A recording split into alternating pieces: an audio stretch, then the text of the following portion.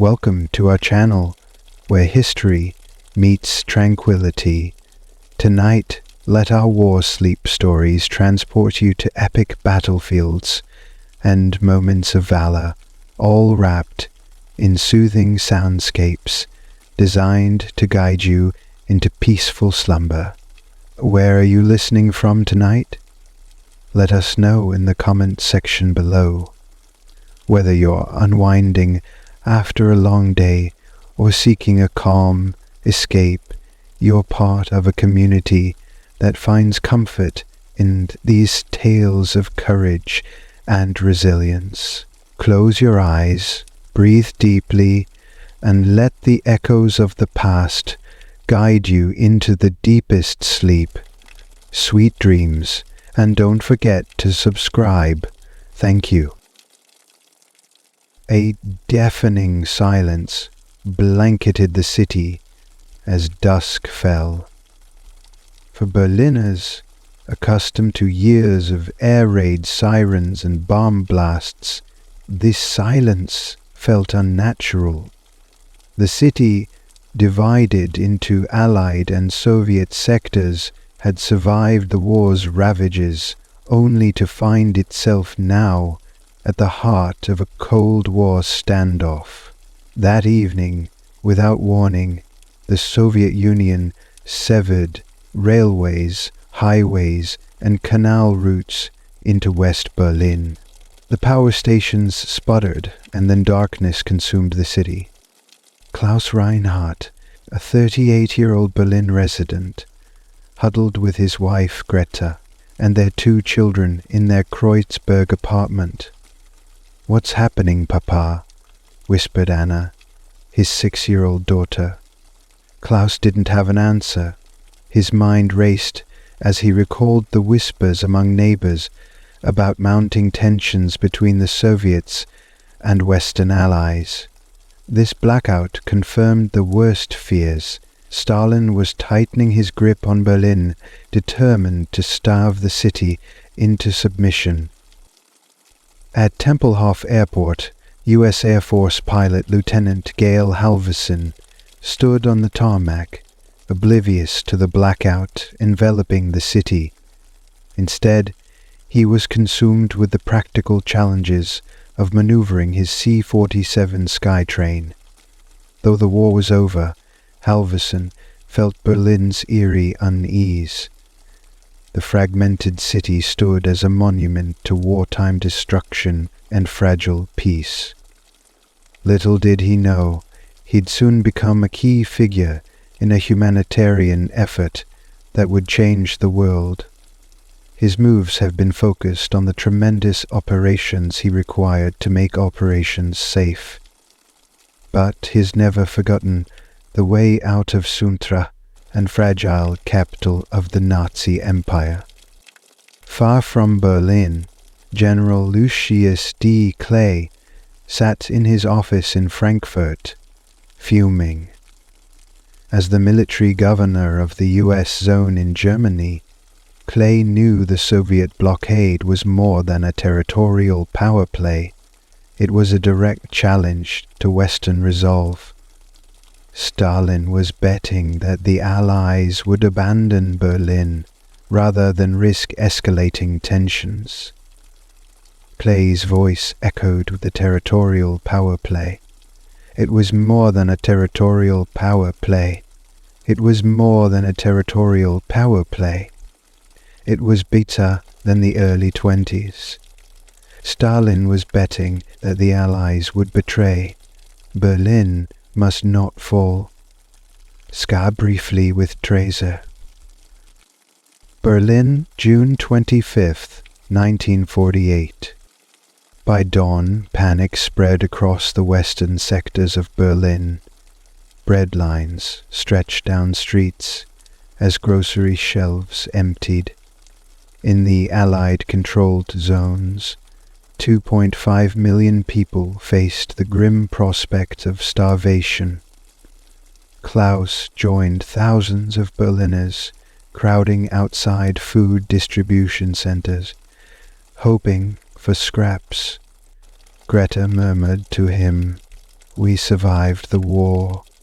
Must we endure this too?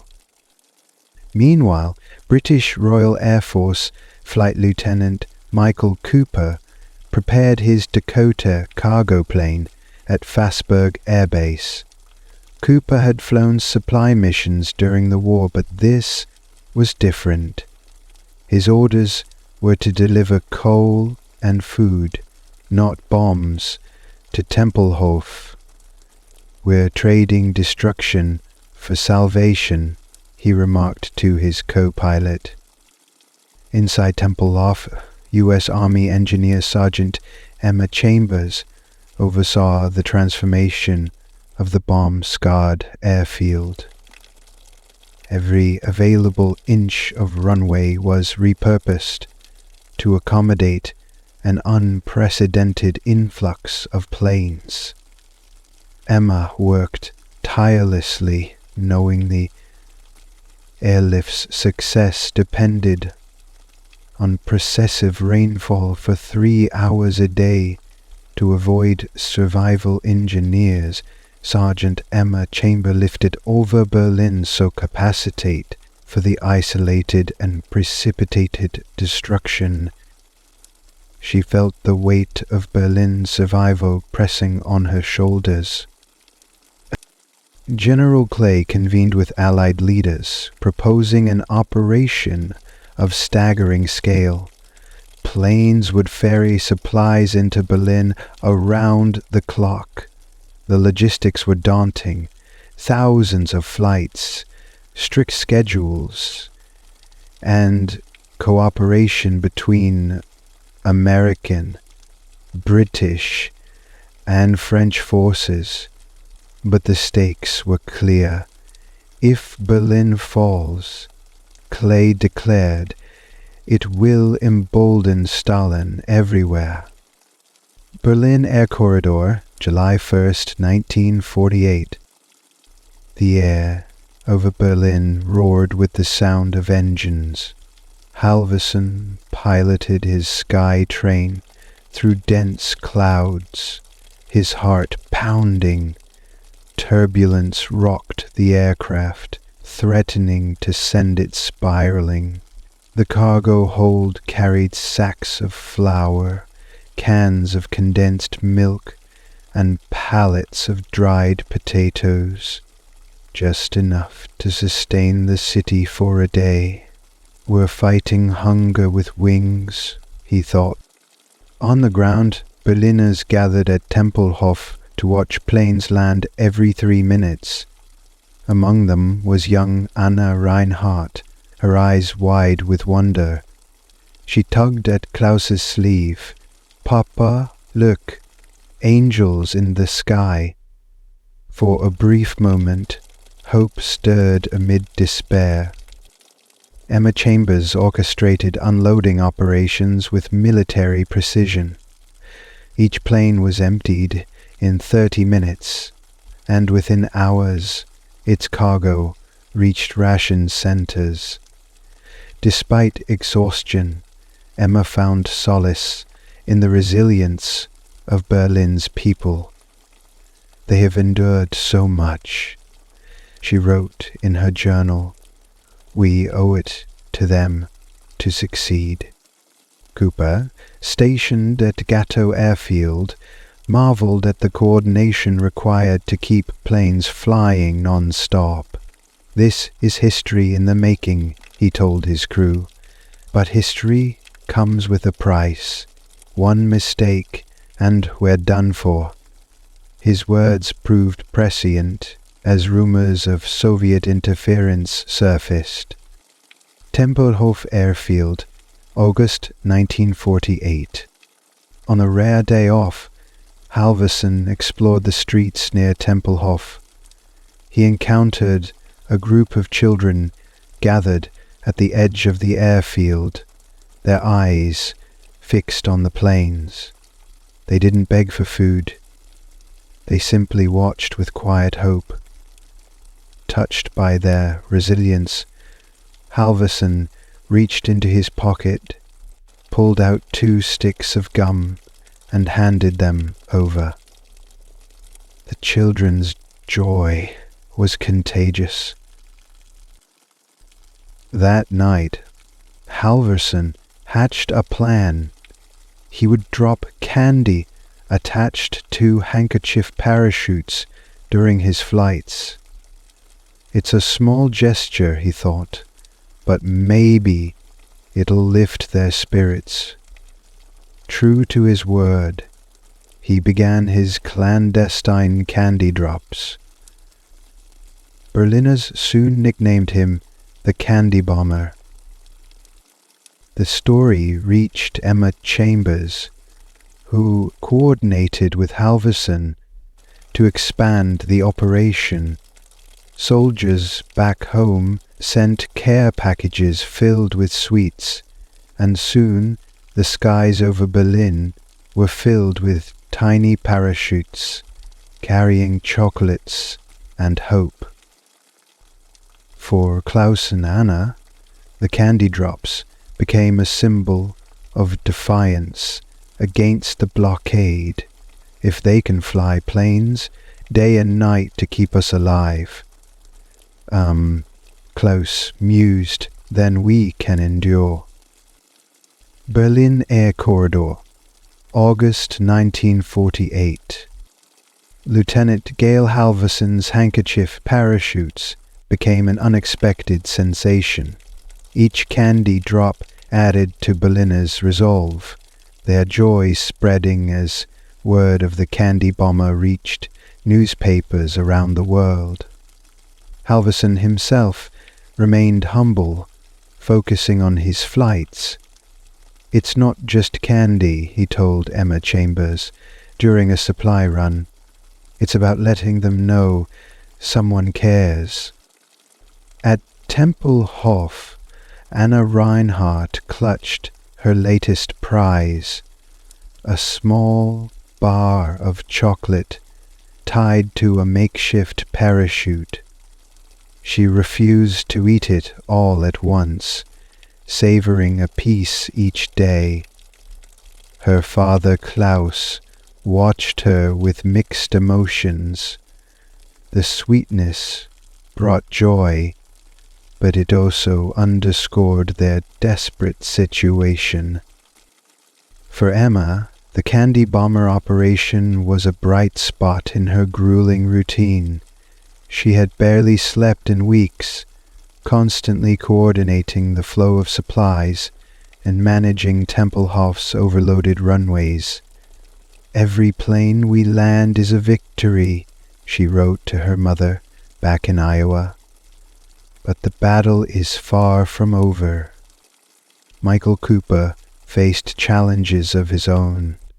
Mechanical failures plagued his Dakota during one turbulent flight. As the cockpit instruments flickered, he and his co-pilot worked frantically to stabilize the plane. "Not today," he muttered through clenched teeth, his hands steady on the controls. Brassingly, Michael Cooper faced challenges of his own. "Not today," he muttered, French's by-low. As the cockpit instruments flickered, he remained safely locked in the station, blinking carefully eyes in the direction of the weltering kaleidoscope. Berlin, September 1948. As summer faded, the blockade's strain on Berlin became unbearable. Food supplies dwindled, and fuel shortages loomed large as the city braced for winter. Klaus joined long lines for coal rations, his hands trembling from cold and exhaustion. "We're running out of time," he confided to Greta one night. "The airlift alone might not be enough." General Lucius Clay, aware of the mounting crisis, intensified efforts to increase supply deliveries. "We need bigger planes, more efficient routes, and faster unloading. he ordered during an Allied meeting. The stakes were clear. Failure could lead to mass starvation. In the air, Halverson and Cooper felt the pressure. Flights became more dangerous as the weather worsened. Thick fog obscured the landing strips, and icy runways turned every touchdown into a gamble. On one particularly harrowing night, Halverson's Skytrain nearly skidded off the Tempelhof runway. "Close call," he muttered, as ground crews rushed to secure the plane. Emma Chambers oversaw preparations for winter at Tempelhof. "We'll need heated shelters for supplies and extra insulation for the runways," she advised her team. But the resources were stretched thin, and she knew the coming months would test their limits. Berlin, October 1948. As the airlift gained momentum, Soviet interference escalated. Fighter planes buzzed Allied aircraft, forcing pilots into evasive maneuvers. Radio jamming disrupted communications, and Soviet propaganda spread fear among Berliners, warning that the airlift would fail. Klaus encountered Soviet soldiers while scavenging wood for firewood. Their threats were clear. "The Americans will abandon you. Join us, and you'll survive." Klaus returned home, shaken but defiant. "We've made it this far. We'll see it through." Cooper faced the Soviet harassment firsthand during a night flight. A Soviet fighter jet shadowed his Dakota, its proximity unnerving. "Hold your course," his co-pilot urged. "They're just trying to scare us." Cooper gritted his teeth and focused on the instruments, determined not to be intimidated. At Allied headquarters, General Clay ordered tighter protocols to counter Soviet interference. "Let them provoke," he told his officers, "but we won't give them an excuse for escalation." The delicate balance between resilience and restraint became a cornerstone of the airlift's strategy. Tempelhof Airfield, November 1948. Coal became the lifeblood of Berlin's survival as winter took hold. Tempelhof turned into a blackened hub of activity, with bags of coal unloaded in record time. The air was thick with coal dust, coating workers and pilots alike. Emma Chambers joked that she could taste the airlift with every breath. Halverson, now a seasoned veteran of the airlift, reflected on the challenges they faced. "We're hauling coal instead of candy," he told Emma during a break. "But it's still about keeping them alive." Despite the hardships, he remained committed to his mission. For Michael Cooper, the coal runs were grueling. The added weight made flights more treacherous, and the bitter cold seeped into the cockpit. "You don't think about the danger," he told a fellow pilot. "You just think about the people waiting on the other side." On the ground, Klaus and his neighbors formed a cooperative system to share coal rations. They took turns stoking communal fires, their camaraderie a testament to Berliners' resilience. "We're stronger together," Klaus reminded Greta as they huddled by the fire with Anna and their son Peter. Berlin, December 1948. Amid the blockade's hardships, Berliners found ways to resist Soviet pressure. underground newspapers circulated stories of Allied efforts, bolstering morale. Klaus contributed to one such paper, sharing first-hand accounts of the airlift's impact. "They may control the borders," he wrote, "but they can't control our spirit." The Soviets, frustrated by the airlift's success, increased their propaganda efforts.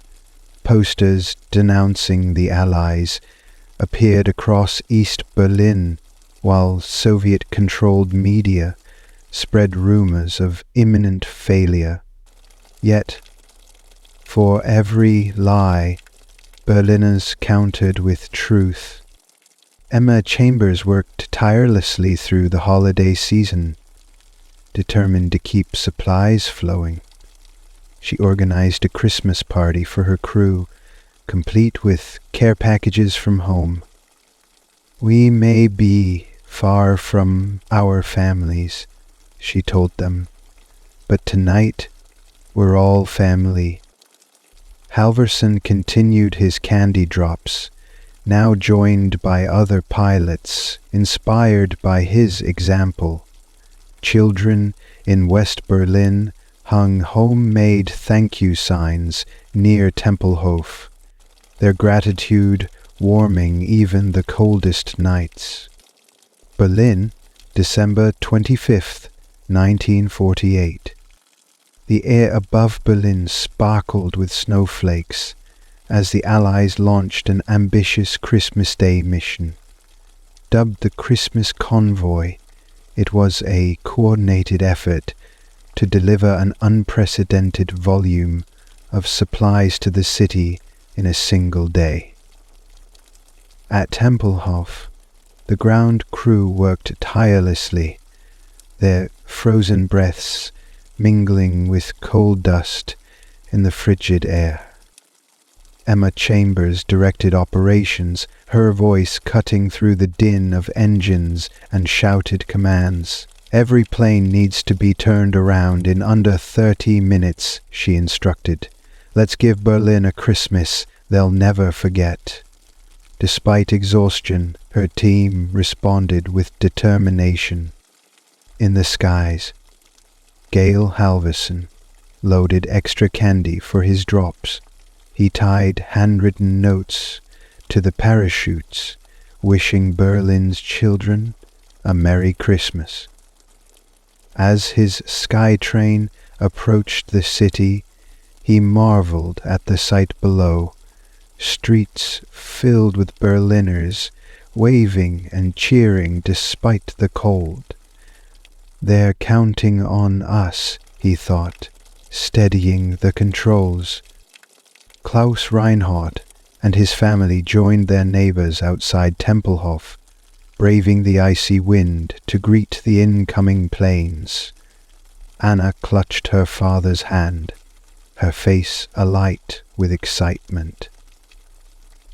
When Halverson's candy drop fluttered down, she caught a small package, her deliberate squeal piercing the air. For the first time in months, Klaus allowed himself to feel hope. Berlin, January 1949. The new year dawned with bitter cold and unrelenting tension. The Soviets showed no sign of lifting the blockade, and Berlin remained a city divided. Soviet guards patrolled the borders, their presence a constant reminder of the city's precarious position. Klaus Reinhardt risked crossing into East Berlin to visit his elderly parents. The streets there were eerily quiet, the air thick with suspicion. "You shouldn't come here," his father warned. "The Soviets are watching everyone." Klaus nodded, his resolve hardening. "We won't let them break us," he replied. In the Allied zones, General Lucius Clay faced mounting pressure. The airlift had kept Berlin alive, but the strain on resources was immense. "We've proven it can be done," he told his staff. "Now we need to prove it can last." Plans were drawn up to increase the efficiency of flights with larger aircraft and streamlined schedules. For Michael Cooper, the relentless pace took its toll. One icy morning, his Dakota skidded during landing, narrowly avoiding disaster. "We're pushing these planes to their limits," he told his crew, "but there's no room for error, not when lives are on the line." Berlin, February 1949. What began as a small act of kindness had grown into a full-fledged operation. Operation Little Victuals, as the candy drops were officially called, now involved hundreds of pilots and volunteers. Soldiers back home sent donations of sweets, while children in the US wrote letters to Berliners offering words of encouragement. Alvison became a reluctant celebrity, his face appearing in newspapers and magazines. Despite the attention, he remained focused on his mission. "This isn't about me," he told a journalist. "It's about showing the world that compassion can prevail over division." Emma Chambers worked behind the scenes to ensure the candy drops ran smoothly. She coordinated shipments from Allied bases, her meticulous planning ensuring no resources were wasted. "Every smile we deliver is a small victory," she wrote in her journal. For Anna Reinhardt, the candy drops were a source of endless joy. She and her friends gathered near Tempelhof, watching the planes with wide eyes. "They're like stars," she told her father, "falling from the sky to save us." Klaus couldn't help but smile, her optimism infectious, even in the darkest moments. Berlin, March 1949. Winter's grip on Berlin was unrelenting. Snow piled high on the streets, and temperatures plunged below freezing. For Klaus and his neighbors, survival was a daily struggle. Coal rations barely kept their stoves lit, and the cold seeped into every corner of their apartment. At Tempelhof, the airlift continued unabated. Pilots faced treacherous conditions with icy winds and limited visibility, turning every flight into a test of skill. Michael Cooper narrowly avoided disaster during one such mission, when his plane's engines froze mid-flight. "It's not just the Soviets trying to stop us," he joked grimly to his crew. Emma Chambers pushed her team harder than ever, knowing that Berlin's survival depended on their efforts. She barely slept, her nights spent reviewing flight schedules and repair logs. Yet she found solace in the camaraderie of her colleagues. "We're in this together," she reminded them during a rare moment of downtime. For Berliners, the airlift was both a lifeline and a symbol of hope. Klaus joined a community effort to clear snow from the streets near Tempelhof, ensuring the runways remained accessible. "If they can risk their lives to help us," he told Greta, "the least we can do is meet them halfway." Berlin, April 1949. As spring approached, the tide began to turn. Allied flights had reached an unprecedented pace, delivering thousands of tons of supplies daily. The Soviets, frustrated by the airlift's success, began to show cracks in their resolve. "They didn't think we'd last this long," General Clay observed. "Now they're realizing we won't back down." For Gail Halverson, the warmer weather brought new challenges. Turbulence and sudden storms tested his endurance, but he remained undeterred. "Every flight is a fight against time," he told a fellow pilot, "and every landing is a victory." Emma Chambers coordinated efforts to repair and upgrade Tempelhof's facilities, preparing for the final push to break the blockade. "We're not just surviving," she told her team. "We're winning." Klaus Reinhardt continued to document the airlift's impact for the underground press, his words capturing the resilience of Berlin's people. "We are a city united by hope," he wrote, "and hope cannot be blockaded." Tempelhof Airfield, May 1949. The airlift had pushed both machines and people to their breaking points. The long hours and constant tension wore down the ground crews, pilots, and civilians alike. At Tempelhof, Emma Chambers saw the toll in the faces of her team. "We're so close," she reminded them during an early morning meeting. "But we can't let up, not now." Michael Cooper prepared for another flight as his crew performed pre-flight checks. The wear on his Dakota was evident, but there were no spare planes. "These birds weren't built for this kind of abuse," his mechanic muttered, tightening bolts on an overworked engine. Cooper nodded grimly. "Neither were we," he replied. Meanwhile, Klaus Reinhardt worked with neighbors to repair bomb-damaged buildings near the airfield.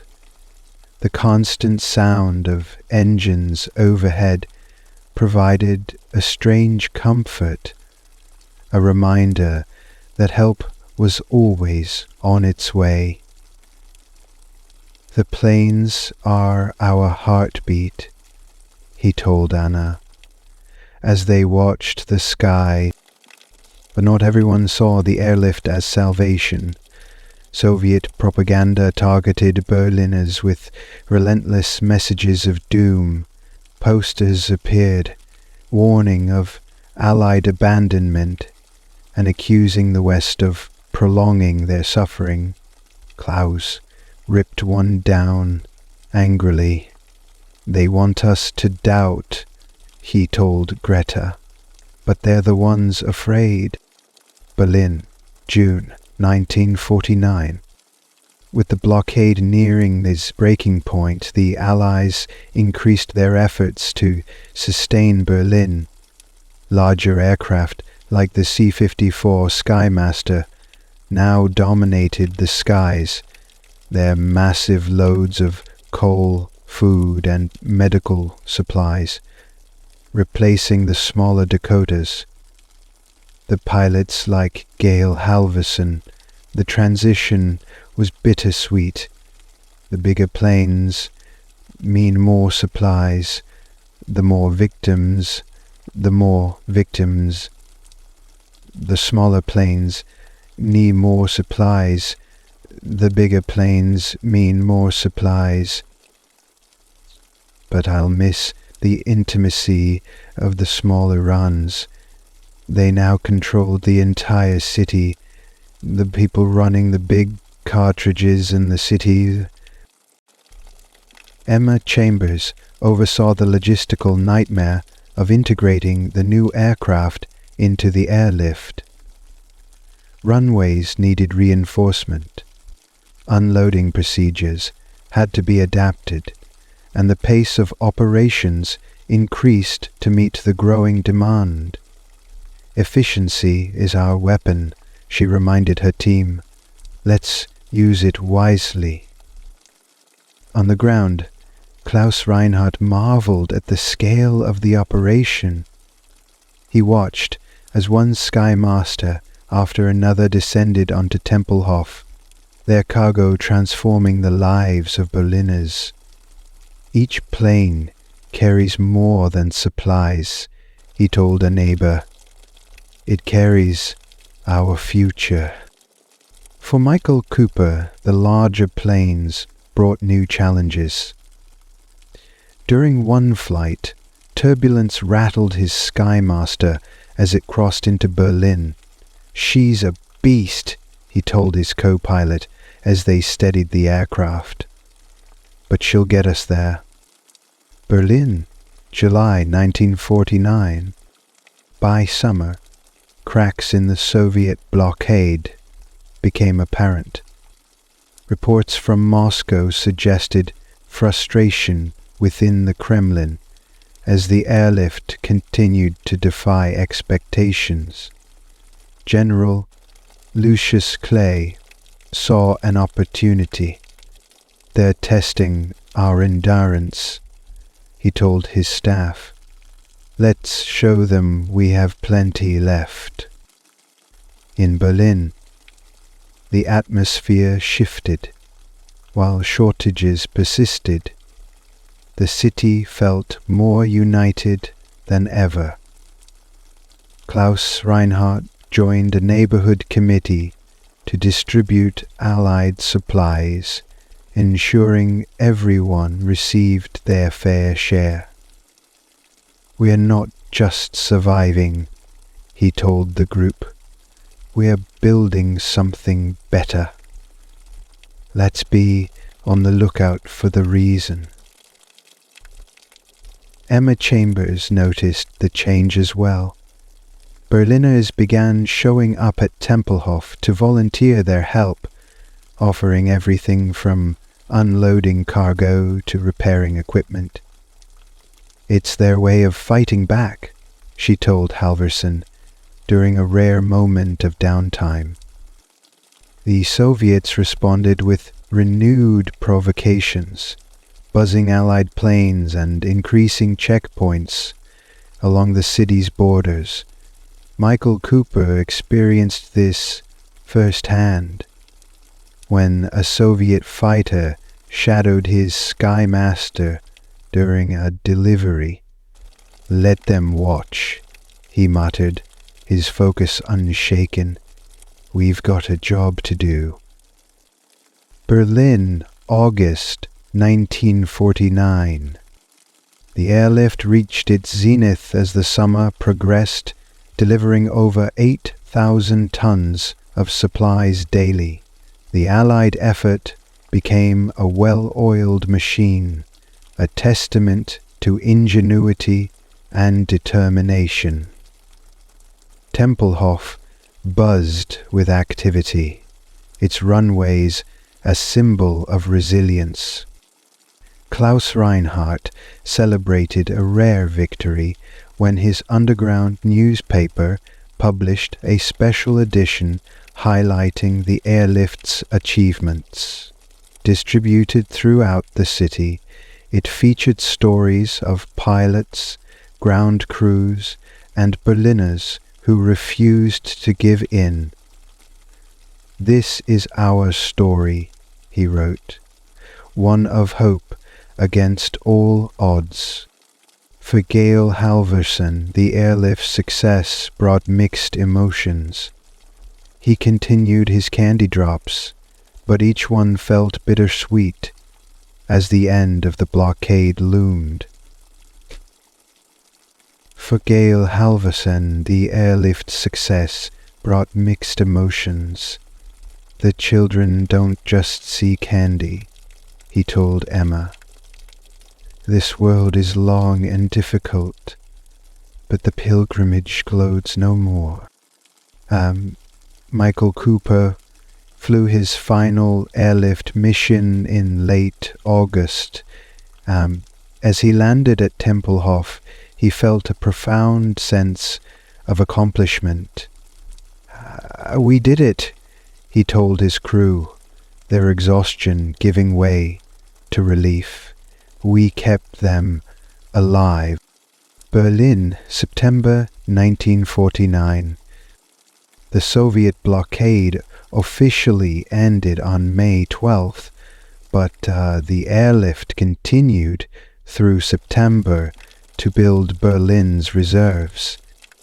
When the last flight landed at Tempelhof, it marked the conclusion of one of history's greatest humanitarian efforts. General Lucius Clay addressed the Allied forces during a ceremony at the airfield. You've shown the world what can be achieved through determination and unity, he said. The people of Berlin owe their survival to your courage. Klaus Reinhardt stood among the crowd, his heart swelling with pride as the final plane touched down. Anna waved her little handkerchief parachute, a relic of the candy drops that had brought her so much joy. This is our victory, Klaus whispered to Greta. Emma Chambers prepared to return to the US, her work at Tempelhof complete. As she packed her belongings, she reflected on the friendships she had formed and the lives she had helped save. Berlin saved me as much as I saved it, she wrote in her journal. For Gail Halvorson, the airlift was a chapter he would carry with him forever. Boarding his final flight home, he looked out over Berlin one last time. It's not just a city, he thought. It's a testament to what people can endure and overcome. Berlin, October 1949. With the blockade lifted and the airlift complete, Berliners faced the monumental task of rebuilding their lives. Streets still bore the scars of war, and homes remained in disrepair. Yet a renewed sense of hope coursed through the city, uniting its residents. Klaus Reinhardt threw himself into the reconstruction efforts. He joined a local initiative to repair infrastructure, focusing on clearing rubble and rebuilding housing. This is our city, he told his son Peter, and it's up to us to make it whole again. Emma Chambers, though back in the United States, kept in touch with her Berlin colleagues. She corresponded regularly with Gail Halvorson, sharing updates on how Berliners were adapting. Their resilience amazes me, she wrote. They've taken what little they have and built something extraordinary. Gail Halvorson, now a celebrated figure, used his newfound fame to raise awareness about Berlin's ongoing challenges. He toured schools and communities, sharing stories of the candy drops and the indomitable spirit of Berlin's children. They taught me the power of small acts of kindness, he told one audience. Meanwhile, Michael Cooper returned to civilian life, but the airlift's impact lingered. He often spoke of the camaraderie among the pilots and the profound gratitude of the Berliners. It wasn't just a mission, he told a veterans group. It was a promise kept. Berlin, November 1949. While the airlift had succeeded, Berlin's division remained stark. The Soviet sector tightened its grip on East Berlin, erecting barriers that foreshadowed future conflicts. For Klaus Reinhardt, the reality of living in a divided city hit hard when a close friend from the East disappeared after speaking out against Soviet policies. "They're silencing anyone who resists," Klaus told Greta, his voice filled with anger. "But we can't let fear rule us." He doubled down on his efforts to publish underground papers, spreading news of Soviet abuses and the successes of the West. In the Western sectors, Allied forces worked to establish a sense of normalcy. Schools reopened, businesses resumed operations, and cultural events returned to the city. Emma Chambers received updates from her former colleagues about the progress being made. They're rebuilding not just buildings, but their spirit, one letter read. Michael Cooper kept tabs on Berlin's recovery through news reports and letters from friends. Though far removed from the city, he remained deeply connected to its fate. "Berlin taught us all what resilience looks like," he wrote in a letter to his brother. United States, December 1949. Gail Halvorson's story had become a symbol of hope and compassion worldwide. Dubbed the Candy Bomber, his legacy extended far beyond Berlin. Schools across America raised funds to send supplies to Germany, inspired by his efforts. Halvorson was invited to speak at numerous events where he shared his experiences and the lessons he learned from the airlift. But it wasn't about the candy, he told a group of students. It was about reminding people that even in the darkest times, we can choose to be kind. Emma Chambers followed Halvorson's career with pride. She often reflected on their shared experiences at Tempelhof, where every small victory felt monumental. "He showed us all the power of a simple gesture," she wrote in a letter to him. In Berlin, children who had once scrambled for Halvorson's candy drops grew up with stories of the Candy Bomber as a cherished part of their history. Anna Reinhardt kept her little parachute as a treasured memento, a symbol of hope during the city's darkest days. Berlin, January 1950. As the new decade began, Berliners embraced the hard work of rebuilding. Klaus Reinhardt's neighborhood committee evolved into a formal organization advocating for housing improvements and educational programs. "We're not just fixing buildings," Klaus told a meeting. "We're shaping the future for our children." Emma Chambers received an invitation to visit Berlin, an opportunity she eagerly accepted. Returning to Tempelhof, she was struck by the changes. The airfield, once a symbol of desperation and perseverance, now hummed with commercial activity. "This isn't the Berlin I left," she told Klaus when they reunited after the victory. "It's something stronger." Gail Halvorson visited Berlin later that year, greeted as a hero by the city's residents. He toured schools and community centers, meeting children who had grown up during the blockade. "You taught us to dream again," one teacher told him, presenting a scrapbook of letters and photos from grateful Berliners. Michael Cooper, though unable to return, sent letters to his friends in Berlin, marveling at their progress. "You've shown the world what can be achieved through sheer determination," he wrote to Klaus. "Never let anyone take that away." Europe, spring 1950.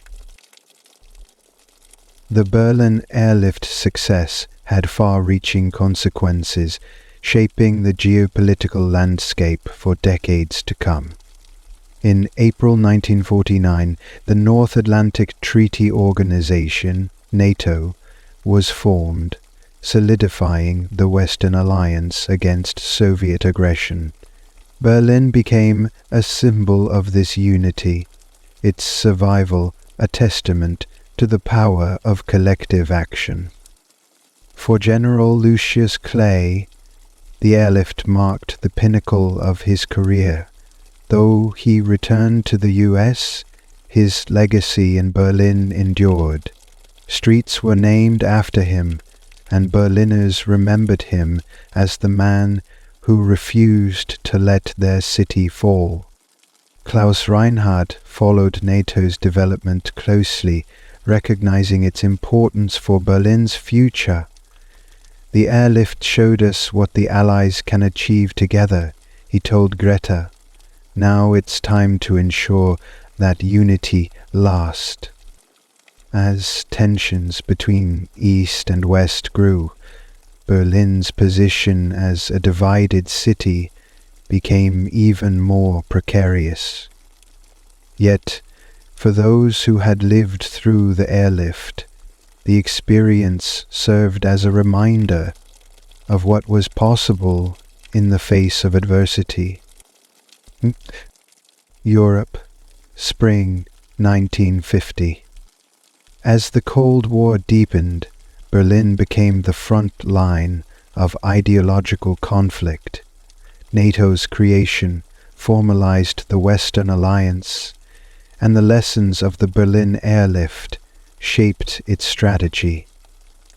General Lucius Clay's leadership during the crisis earned him a permanent place in history, and he became a trusted advisor on containment policy. For Klaus Reinhardt, NATO represented hope.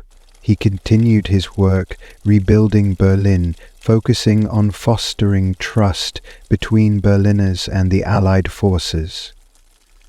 "They didn't just save us," he told a neighbor, "they stood with us. We owe them our solidarity." In East Berlin, the Soviets responded with increased repression. Barbed wire and checkpoints multiplied, creating stark reminders of the city's division. Greta, Klaus's wife, feared for friends trapped in the East. "We mustn't forget them," she told Klaus. "Their struggle is ours too." Michael Cooper, now back in the US, watched the Cold War's developments with mixed emotions. He felt pride in what the airlift had achieved, but worried about the growing divide. "We proved what unity can accomplish," he wrote to Emma Chambers, "but will it be enough to keep the peace?" Berlin, summer 1950. Berlin transformed rapidly after the airlift, but challenges remained. Thousands of Berliners still lived in temporary housing, and the city's economy struggled to recover. Klaus Reinhardt became a key figure in local politics, advocating for fair distribution of resources and better living conditions. "Our unity is our strength," he told a gathering at a town hall. Emma Chambers returned to Berlin for a short visit, eager to see how the city had changed. Walking through Tempelhof, she marveled at the bustling activity. Commercial flights now dominated the airfield, a stark contrast to the grim days of the blockade. Gail Halvorson's visit that summer was met with fanfare. Children who had once chased his candy parachutes greeted him with handmade banners. "You gave us more than candy," a young woman told him. "You gave us hope when we had none." Halvorson was deeply moved, promising to continue his efforts to support Berlin from afar. In East Berlin, however, hope was harder to come by. Soviet authorities cracked down on dissent, and shortages persisted. Greta's cousin, living in the East, wrote in secret to describe the grim conditions. "We envy your freedom," she wrote, "but we hold on to the dream that one day we'll have it too." Berlin, 1951. By the early 1950s, Berlin had become the symbolic heart of the Cold War. The city's division solidified as the Western Allies consolidated their sectors, and the Soviet Union tightened its grip on the East. Checkpoints like the infamous Friedrichstrasse crossing became daily reminders of the city's fractured state. Klaus Reinhardt grew increasingly frustrated with the political stalemate. He joined efforts to establish cultural exchanges between East and West Berlin, hoping to bridge the divide. "We must show them we are one people," he argued at a committee meeting.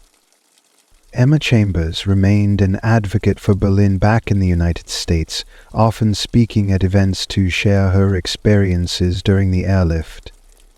"Berlin's story is our story," she told an audience at a university lecture.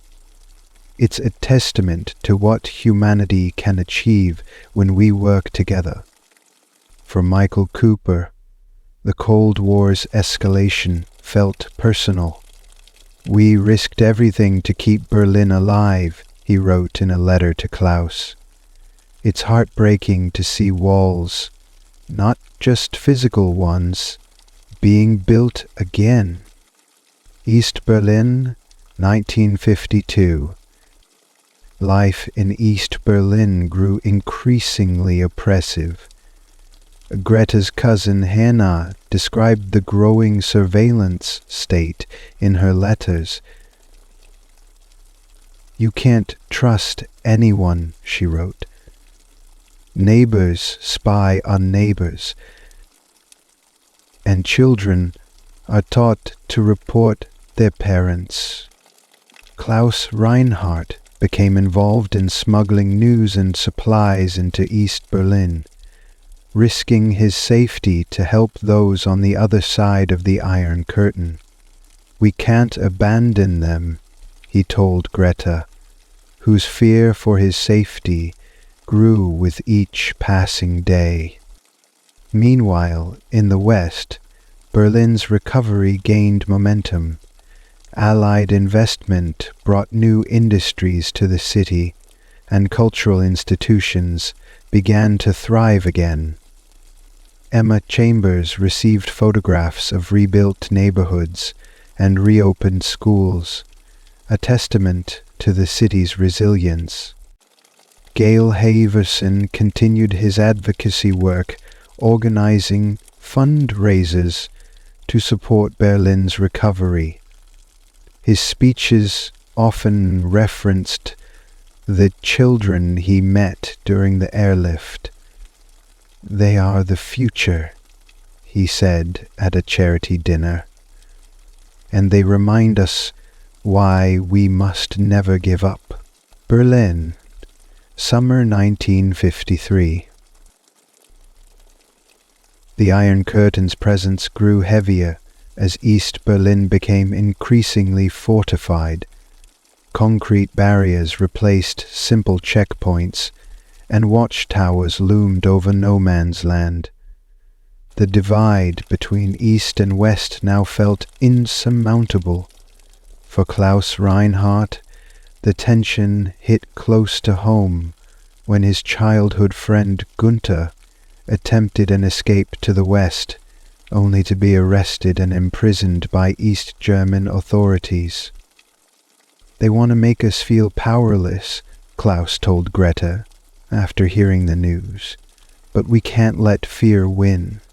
He doubled down on his efforts to provide aid to East Berliners, smuggling food, medicine, and even books across the divide.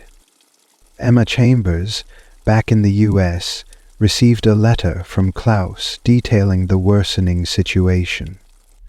"The walls aren't just physical," he wrote. "They're erasing our shared history." Emma shared his words at a conference on Cold War tensions, urging her audience to remember Berlin's role as a symbol of freedom. Gail Halverson, deeply moved by the worsening conditions, organized a campaign to send care packages to East Berliners through humanitarian groups. "The airlift taught us the value of perseverance," he said during an interview. "That lesson applies here too." East Berlin, June 1953. Tensions erupted when East Berlin's workers, pushed to the brink by Soviet-imposed quotas and poor conditions, staged a strike. What began as a localized protest quickly escalated into a full-blown uprising. Thousands marched through the streets, demanding better living conditions and an end to authoritarian rule. Hannah, Greta's cousin, joined the protests, writing in a secret letter to Klaus, "We are no longer afraid. If we do not stand now, when will we?" Klaus was both proud and terrified for her, knowing the Soviet response would be brutal. Within days, Soviet tanks rolled into the streets, crushing the uprising with deadly force. Hannah narrowly escaped arrest, but many of her friends were not as fortunate. "The dream is alive," she wrote to Klaus later, "but the price we've paid is heavy." Press and response notwithstanding. In West Berlin, Klaus and his neighbors watched the events unfold with a mix of solidarity and helplessness. "We want to help," Klaus told a friend, "but we can only stand by as they fight for their freedom." Berlin, 1954. Despite the mounting challenges, efforts to bridge the divide between East and West continued. Klaus Reinhardt spearheaded a project to establish communication lines between families separated by the border. With the help of sympathetic officials, they organized meetings in neutral zones where loved ones could reunite briefly. One such reunion brought tears to Greta's eyes as she embraced her cousin Hannah for the first time in years. "We can't give up," Hannah told her. "Even if the wall grows higher, we must keep climbing." Emma Chambers remained a vocal advocate for Berlin's reunification. She met with policymakers in Washington, urging them to prioritize humanitarian aid for East Berliners. Berlin represents the human cost of this Cold War, she said during a Senate hearing, and we cannot afford to ignore it. Gail Halvorson's campaigns continued to inspire. He traveled across Europe, visiting schools and sharing stories from the airlift. During a stop in Berlin, he met children who had grown up hearing of his candy drops. Your kindness lit a candle in the darkness, one student told him. Berlin, 1955. By the mid-1950s, the Soviet Union began signaling plans for a permanent barrier to secure its hold on East Berlin. Rumors spread of a concrete wall, and fear rippled through both sides of the city. Klaus Reinhardt attended town hall meetings in West Berlin, urging leaders to take the threat seriously. If they build it, they'll divide us for generations, he warned. In East Berlin, Hannah described the growing restrictions on movement. They're building walls in our minds before they build them in stone, she wrote in a coded letter. She and her friends began quietly organizing escape routes for those desperate to flee. Michael Cooper, reading news reports from Berlin, felt the city slipping further into despair. It's hard to believe this is the same place where we defied the odds during the airlift, he wrote to Emma. We fought so hard to keep it alive, and now it feels like it's being smothered again. Emma visited Berlin once more, sensing the urgency in Klaus's letters. Together they walked through the bustling streets of West Berlin, marveling at the city's progress, but lamenting its fractures. We've rebuilt so much, Emma said, but until this city is whole, it will never truly heal. Berlin, 1956. Even as the Cold War escalated, Berliners refused to succumb to despair. The city's resilience became a beacon for others living under oppressive regimes. Protests in Hungary and Poland drew inspiration from the airlift's legacy, proving that unity and determination could challenge even the most powerful forces. Klaus Reinhardt began hosting lectures on Berlin's role in the Cold War, emphasizing the importance of collective action.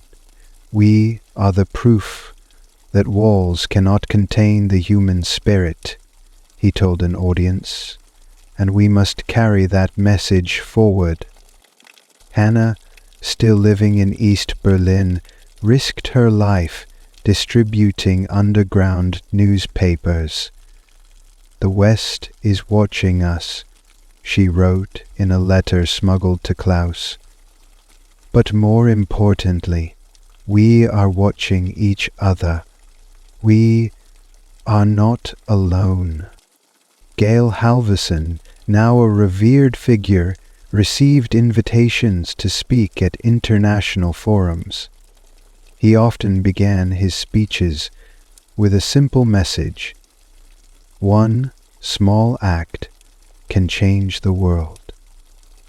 His stories of the candy drops continued to inspire, reminding audiences of the power of kindness in the face of adversity. Berlin, 1957. The tension in Berlin continued to simmer as both sides of the city adjusted to the Cold War's grinding pressures. In the east, life became increasingly stifling. rationing returned, and propaganda dominated every corner of daily life. Hannah worked as a teacher, but secretly helped a resistance group dedicated to smuggling banned literature into East Berlin.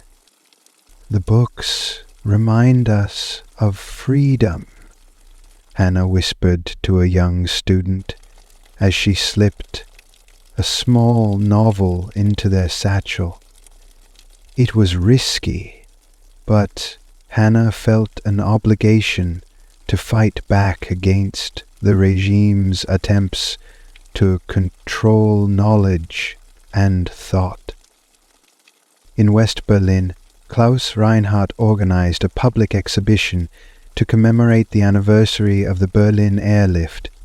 Photos, diary excerpts, and even small artifacts like candy parachutes drew thousands of visitors, rekindling memories of unity and determination. "We need these stories now more than ever," Klaus told the crowd, "to remind us that the impossible can be achieved when we stand together." Emma Chambers wrote an article for a major U.S. publication about Berlin's ongoing struggles. The city that once defied starvation and isolation now faces a new battle, a fight to keep its spirit alive in the shadow of division, she wrote. Berlin, 1958. Rumors of a physical wall dividing Berlin grew louder as Soviet Premier Nikita Khrushchev issued ultimatums demanding that the Allies withdraw from West Berlin. The Western powers stood firm, rejecting the demands and doubling down on their commitment to the city. Klaus Reinhardt attended community meetings to reassure West Berliners.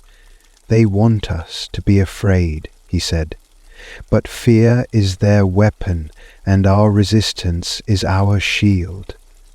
The room erupted in applause, but Klaus privately worried about how long their resilience could hold. Hannah's work with the resistance in East Berlin grew riskier by the day. Her group began helping people escape to the west through hidden tunnels and forged documents. "We can't save everyone," Hannah told a colleague, "but every life we free is a victory."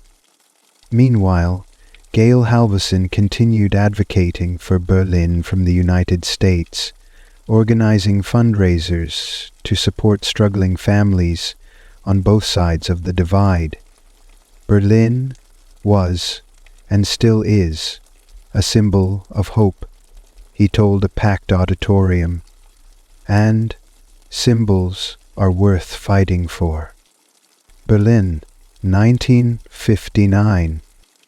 Clashes at Berlin's checkpoints became more frequent as Soviet and East German guards grew more aggressive in their enforcement of border controls.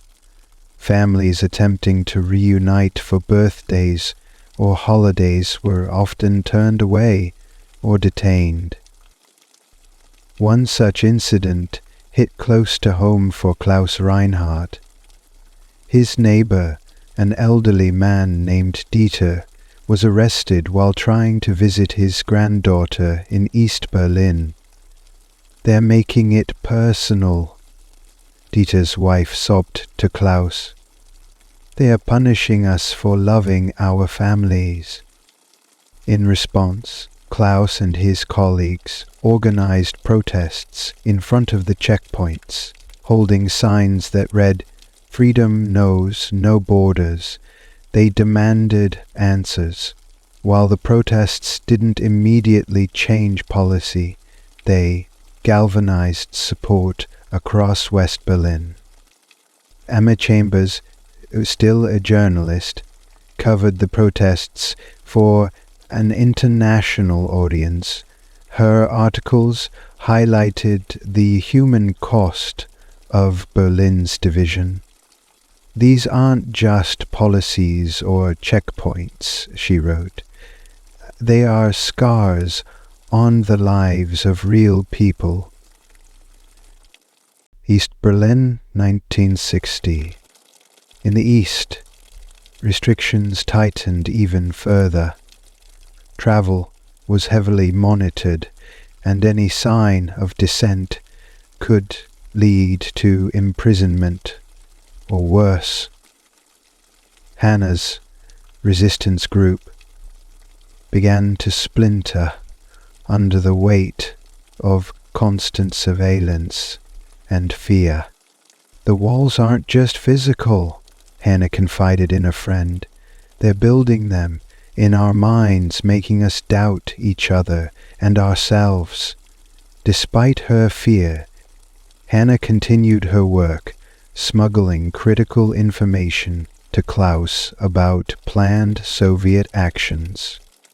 Klaus, in turn, shared these reports with trusted allies in West Berlin and the Allied forces. His network of informants became a vital source of intelligence for understanding the Soviet strategies. "We're fighting a quiet war," Klaus said during a secret meeting, "and every piece of truth we uncover is a victory." Gail Halvorson visited Berlin that year and was struck by the palpable tension. Speaking to a group of school children in West Berlin, he said, "Your city has faced great challenges before, and you've risen above them every time. Never forget your strength." Berlin, August 13th, 1961. It began in the dead of night. East German soldiers and construction crews moved swiftly, rolling out barbed wire and erecting makeshift barricades along the border. By morning, Berlin was physically divided. Families woke to find themselves permanently separated, with no warning and no chance to say goodbye. Hannah awoke to the sound of hammering and shouting. "It's happening," she whispered, staring out her apartment window at the chaos below. The wall was no longer just a threat. It was a harsh reality. In the west, Klaus Reinhardt joined crowds of stunned Berliners gathering near the newly fortified border. "This can't stand," he said, shaking his head as he watched the barbed wire stretch endlessly. The sight of East German guards pointing rifles at unarmed civilians burned into his memory. Emma Chambers, following the news from the USA, immediately began planning a return trip to Berlin. "The world needs to see this," she told her editor. "We need to tell the story of a city torn apart." Gail Halvorson, like so many others who had worked tirelessly to save Berlin during the airlift, felt a profound sense of loss.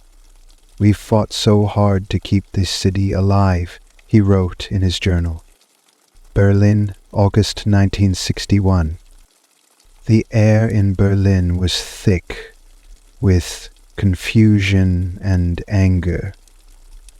In the first few days after the wall went up, many people couldn't believe what they were seeing.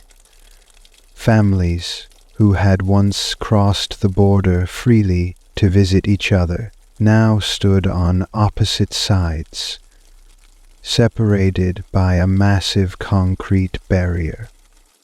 Klaus Reinhardt organized a small group of fellow Berliners to protest, but they were quickly met with stern resistance. "This wall is meant to break our spirit, to isolate us," Klaus said, as they gathered outside Brandenburg Gate. But we will not be broken. Despite the repression, Klaus was determined to continue his efforts to bridge the divide, even if only symbolically. Greta, who had been living in West Berlin since her early days as a refugee, visited Klaus shortly after the wall went up. She could hardly recognize the city she had fought so hard to rebuild. "We've lived through so much together, Klaus," she said, "but this feels like the end." Yet Klaus remained hopeful, convinced that Berlin's history of defiance would not be so easily erased.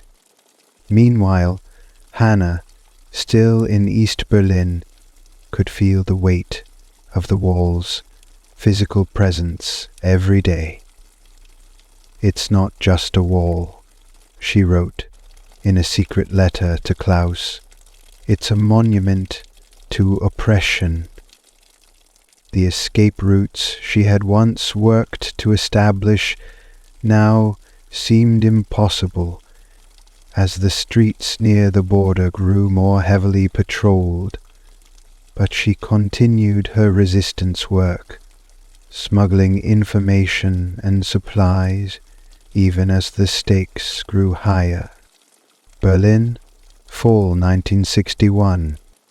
The wall's erection devastated countless families, and the emotional toll was felt across both East and West Berlin. People stood at the barriers, shouting for loved ones on the other side, but all they could do was watch as their relatives were taken away by the ever-present guard towers. Klaus Reinhardt helped organize several family reunions where East and West Berliners were allowed to meet at the border for brief, supervised exchanges. These meetings were heartbreaking. Brief hugs and fleeting conversations were all they could share before being torn apart once again. "We are divided by more than just concrete," Klaus said, his voice heavy with emotion. "The wall is in our hearts now." Greta had friends who were cut off from their families overnight. One of them, Elisabeth, had been living in West Berlin for years, but suddenly found herself unable to contact her elderly mother, who was still in East Berlin. "I never thought I would have to live through this again," Elisabeth said, the sorrow evident in her voice. "But now it's worse. It's not just a matter of borders, it's about lives." For Emma Chambers, witnessing the division firsthand in Berlin was a deeply emotional experience. She wrote to her editor back in the United States, "Berlin was the heartbeat of the Cold War, and now it's a city with a wound that can't be healed." Her articles on the wall's impact helped to bring the story of the Cold War into global consciousness, drawing attention to the human suffering that it caused. Washington, D.C., 1962. Back in the United States, the Berlin Wall had become a flashpoint for Cold War tensions. President John F. Kennedy, in the midst of navigating a tumultuous global stage, was confronted with the reality of Berlin's new division. The Soviet Union had claimed the wall was necessary to prevent fascists from fleeing East Germany. But Kennedy knew that the wall represented something far more insidious, a direct challenge to the very idea of freedom.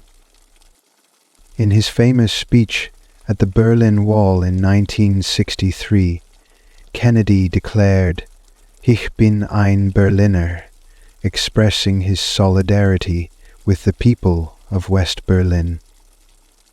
The words resonated around the world, but for those living behind the wall they offered little tangible change. Still, Klaus and other Berliners found a flicker of hope in the knowledge that they were not forgotten by the West. Meanwhile, Hannah's resistance group worked secretly to help smuggle people through the newly fortified checkpoints. The stakes had never been higher, and their operations became increasingly dangerous. One day, as Hannah crossed into West Berlin to deliver a message, she narrowly avoided being detained. The East German guards were more vigilant than ever, and anyone caught attempting to cross was arrested and often disappeared. The risk is unimaginable, Hannah told her fellow operatives, but we cannot let them erase the truth. Berlin, 1963. Years after the Berlin airlift, the memory of those critical months remained etched into the consciousness of both East and West Berliners. Though the airlift had ended in 1949, the spirit of that unity still lived on, and people often spoke of the days when the world had come together to save Berlin from starvation. Now, in the shadow of the wall, that sense of unity felt increasingly distant. Klaus Reinhardt gave a lecture on the importance of the Berlin airlift at a local university, reflecting on the courage and sacrifice that had made it possible. It was more than an airlift, he told the students. It was a testament to our shared humanity. His words were met with applause, but the overwhelming sense of loss hung heavily in the room. The barrier between East and West, physical and psychological, was a reminder of how far Berlin had fallen since the war, and West. At the same time, the Berlin Wall became a symbol of the larger global struggle between the United States and the Soviet Union. It wasn't just a wall between East and West Berlin.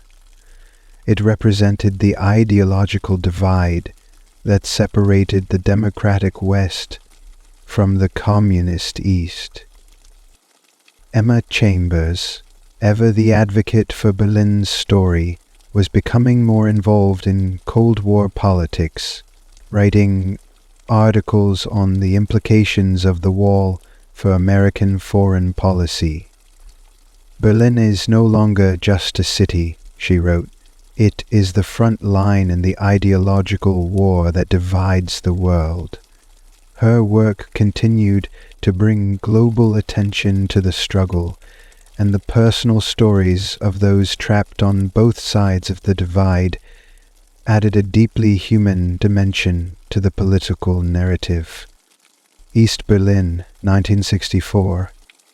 As the years passed, the wall's presence became an entrenched reality. In East Berlin, life under Soviet control grew even more oppressive.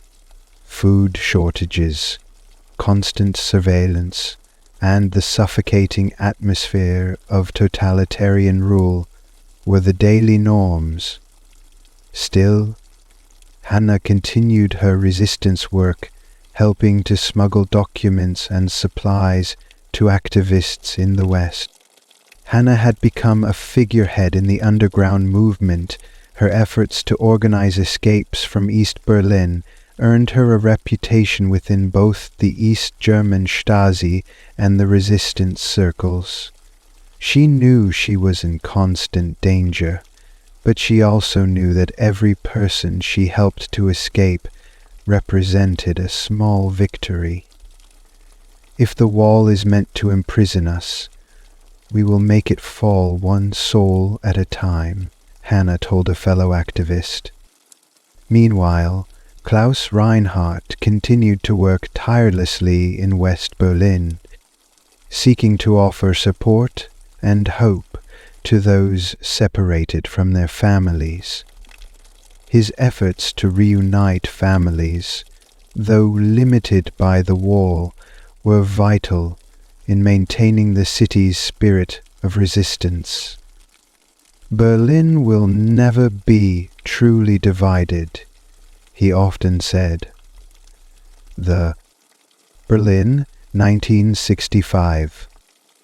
By 1965, the Berlin Wall had become a focal point in the broader Cold War struggle, with both superpowers, America and the Soviet Union, looking to it as a symbol of their ideological battle.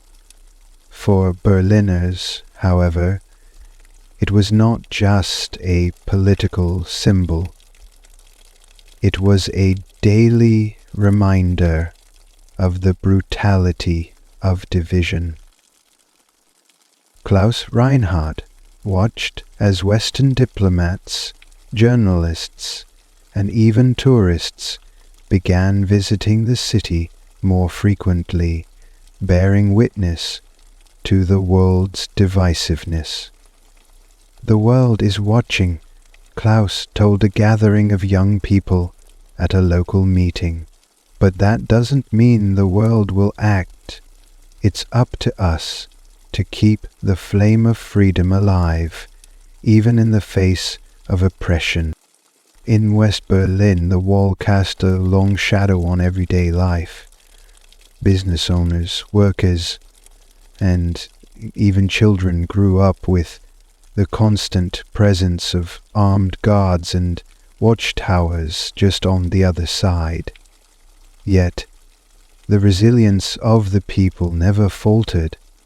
Every morning we wake up in a city that's a prison for half of its inhabitants, Klaus said, reflecting on the irony of the situation.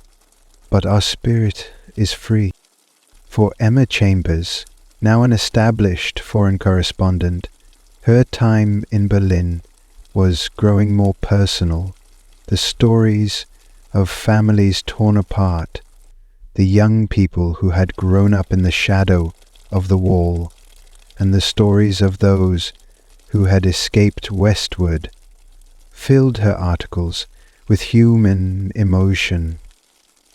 The Berlin Wall is the scar on the heart of a divided world, she wrote in a New York Times article. East Berlin, 1966. Hannah's work as part of the underground resistance grew riskier. Smuggling people and information became more dangerous with each passing year. But her resolve had only hardened. One fateful day, she learned of a young couple trapped on the East Berlin side, desperate to reach the West. They had no connections, no way to cross the increasingly fortified border. After much deliberation, Hannah decided to take a dangerous risk. If they don't escape now, they'll be trapped forever, she thought. She and her team of resistance fighters devised an elaborate escape plan involving hidden tunnels beneath the city, forged documents, and the help of sympathetic East German soldiers who turned a blind eye. The night of the escape was filled with anxiety. Hannah and her team moved in the shadows, constantly listening for any sign that they were being followed. "This is madness," one of her colleagues muttered. But Hannah's determination was unshakable. They made it to the checkpoint undetected, and the couple was safely moved through the tunnels into West Berlin. As the operation concluded, Hannah took a moment to reflect on the danger she faced every day. "The wall may stand, but we won't stop," she whispered to herself, each life we save is a small victory. Berlin, 1967. Ha ha ha. The early part of the 1960s had been a tense period for Berlin, but the next decade brought the city even closer to the brink of crisis. In the spring of 1967, Soviet forces began to reinforce their military presence in East Berlin, increasing tensions along the border. This military build-up was a clear signal that the Cold War was gaining greatest boiling point. In Washington, D.C., President Lyndon B. Johnson ordered increased military aid to West Germany as a means of bolstering the defenses of Berlin. As Soviet tanks and troops mobilized along the border, the world watched nervously, fearful that the city might become ground zero for a larger conflict. Klaus Reinhardt, ever the optimist, continued to speak out against the division, even as the situation worsened. "The only way we survive this is together," Klaus told a group of university students. "If we let fear drive us apart, then we've already lost." His words offered a sense of unity for those in the West who had lived with the wall for over a decade. But he knew that the East, where families were still imprisoned by the wall, might soon see even more tragedy. Meanwhile, Emma Chambers continued her reporting, seeking out stories of Berlin's underbelly, the resistance fighters, the escaped families, and those still trapped behind the Iron Curtain. "Berlin is a city in suspense," she wrote. "Its fate hangs by a thread, its people caught between the crosshairs of the world's most dangerous standoffs." Berlin, 1968. In the spring of 1968, Europe was caught up in a wave of student protests that spread across the continent. Young people in West Berlin began to rally in support of increased freedoms for those living in East Germany, and many felt that the Berlin Wall could no longer be a passive symbol of oppression. Klaus Reinhardt was invited to speak at a major protest in the heart of West Berlin. "This wall is not just concrete," Klaus said to the crowd, which swelled with people chanting for freedom. "It is the physical manifestation of everything we must fight against. This city is one, and it always will be, no matter the walls they build." For Hannah, news of the protests reached her in East Berlin with a mix of hope and fear.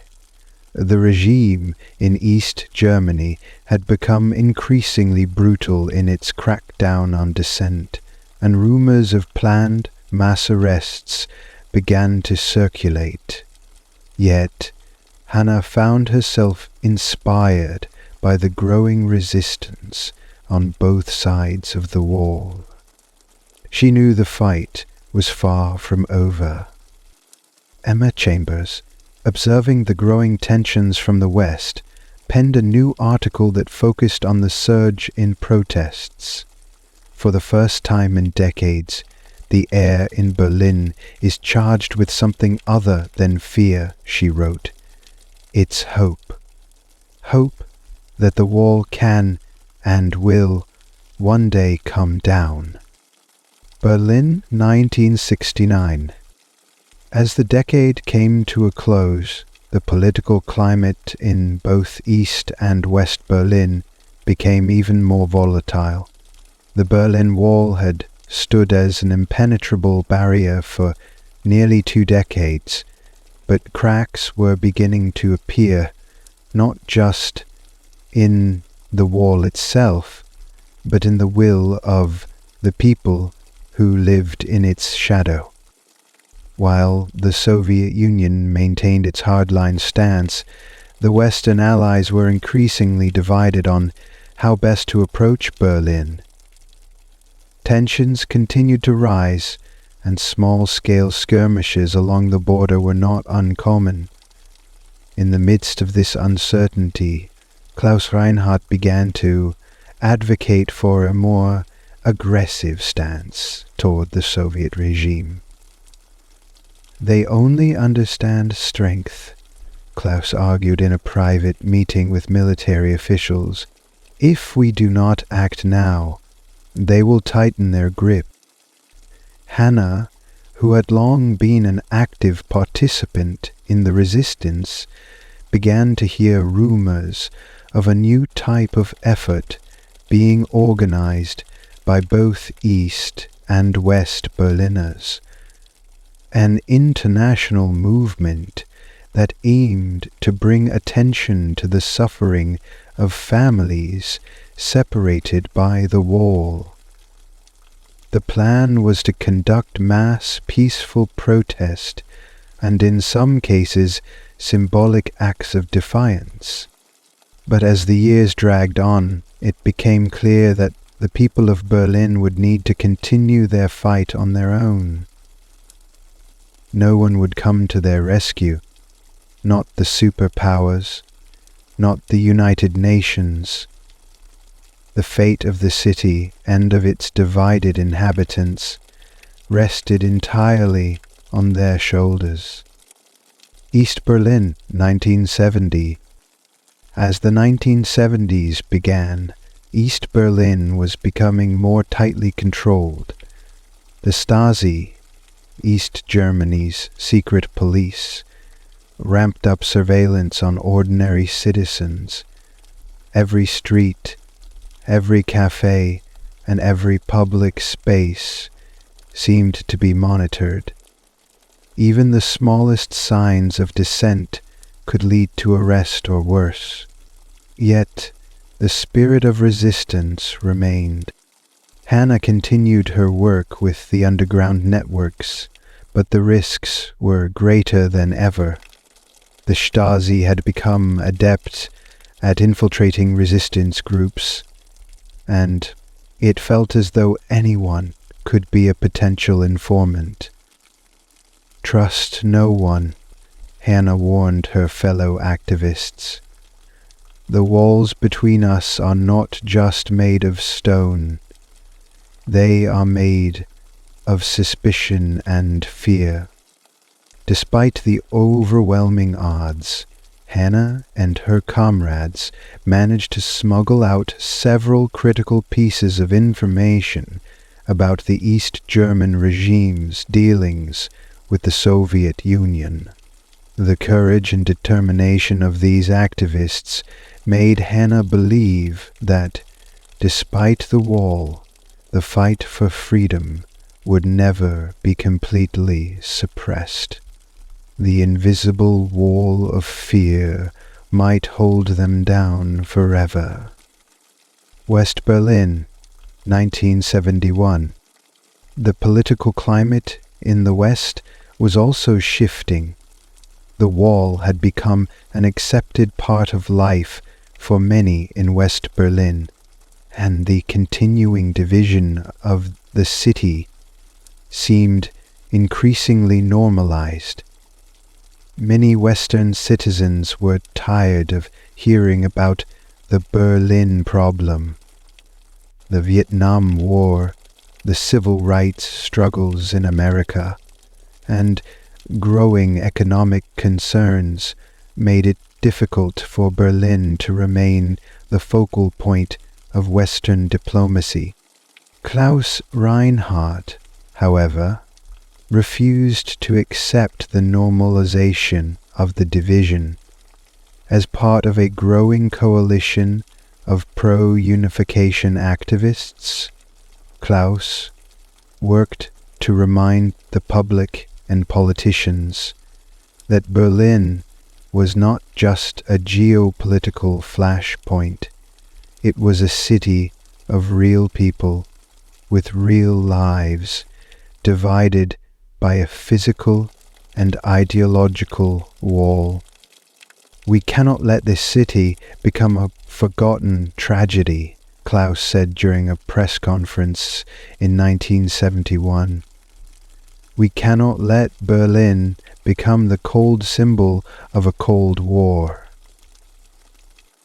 But his message was often met with indifference. The wall is permanent, some Western leaders argued. It's part of the status quo. But Klaus refused to accept that the status quo was the future. Meanwhile, Emma Chambers, now writing from the vantage point of a seasoned journalist, continued to focus on Berlin's stories. Her latest article, titled "Berlin, a City Held in Suspense," was published in several international papers and was widely praised for its vivid portrayal of the human toll of the city's division. Emma was determined that the story of Berlin would never fade from the global conscience. In 1971, Pope Paul VI visited both East and West Berlin, a rare and momentous event that raised the profile of the city on the international stage. His visit was intended to be an act of peace, but for many Berliners it was a powerful reminder of how divided the world still was. The Pope's visit to East Berlin was closely monitored by the government, but his presence in the city was seen by many as a sign of peace. But for many Berliners, it was a sign of murder. For Klaus, the visit was both inspiring and frustrating. The Pope has shown us compassion, he said, but the compassion of the world will not be enough. We need action. On the east side, Hannah also took note of the visit. The Pope's message of peace and unity struck a chord with her, but she understood the political limits of such gestures. The Pope may have spoken of unity, Hannah wrote in her diary, but the walls here are more than physical. They are ideological, and they will not come down by simply wishing them away. Even as the Pope's visit brought a brief moment of unity to the city, the division of Berlin remained as entrenched as ever. Both sides of the city were forced to reconcile the Pope's message of peace with the daily reality of their lives, one where families were separated, lives were restricted, and the constant presence of the wall loomed large. East and West Berlin, 1972. By the early 1970s, there was a palpable sense of growing defeat on both sides of Berlin.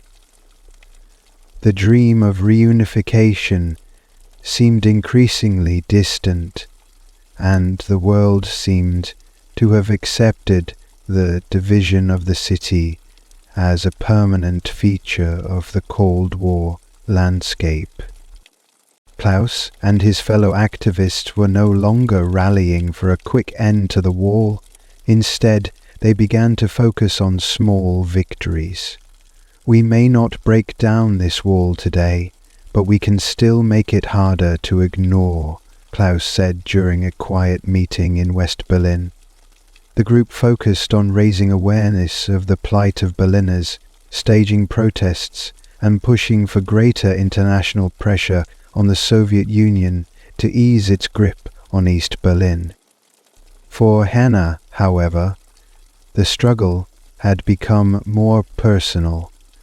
The underground resistance was slowly being eroded by the increased surveillance and harsh crackdowns.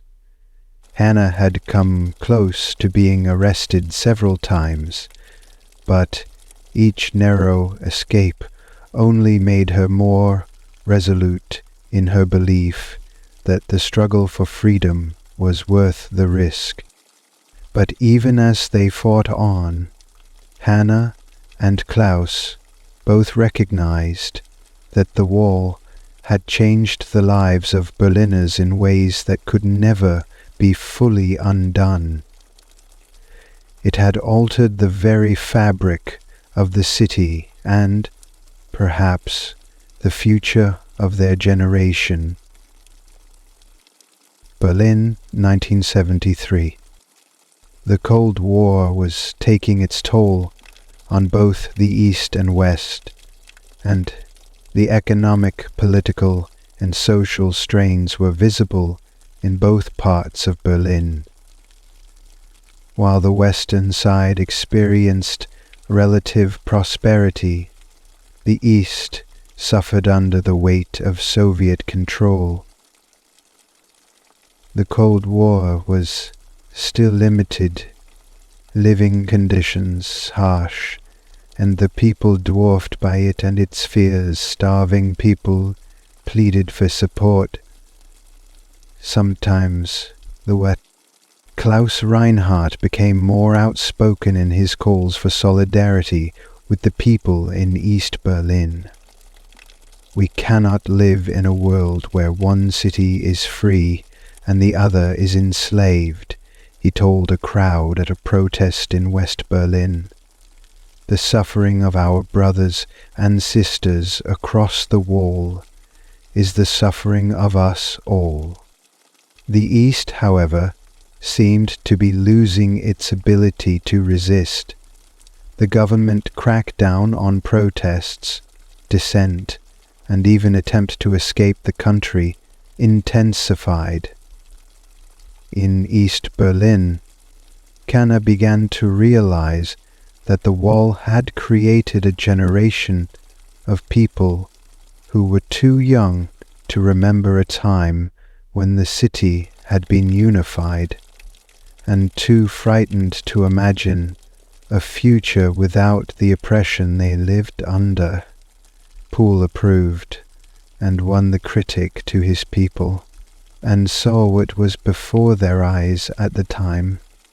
This has been caused by the fact that the wall had been struck down, and that without, she had seen the toll the wall had taken on the mental and emotional health of her fellow East Berliners, and she wondered, at times, if anyone would ever have the courage to tear it down. The biting wind clawed through the rugged terrain of North Korea, where temperatures plummeted to minus 30 degrees Celsius. On the night of November 27th, 1950, Sergeant Joe Owen of the 1st Marine Division crouched in the snow, his breath clouding the frigid air. Around him, the silence of the mountains creeping through the darkness. The Marines had been advancing north with confidence, but the deeper they pushed into the unforgiving Chosin Reservoir, the more ominous the landscape became. Owen adjusted his grip on his frost-bitten rifle, scanning the distant ridges for any signs of movement. Nearby, Corporal Hector Cafferata huddled with his comrades in a hastily dug foxhole. They were all veterans of Incheon and Seoul, but none of them had faced an enemy like this, an invisible force that blended seamlessly into the frozen wilderness. The cold was their first adversary. Fingers went numb on triggers. Frostbite gnawed at exposed skin. Even their canned rations froze solid. Hector pulled his wool cap lower, his thoughts drifting to the last letter he had written to his mother. "Pray for me," he had scrawled, his hands shaking more from the cold than fear. He hadn't known then that his prayers would soon compete with the thunder of artillery fire. Further down the line, Lieutenant Colonel Don Faith of the 7th Infantry Division paced anxiously by the glow of a lantern in the makeshift command post. His orders were clear: hold the line at all costs. The Chinese had already launched several probing attacks, but Don knew the real assault was imminent.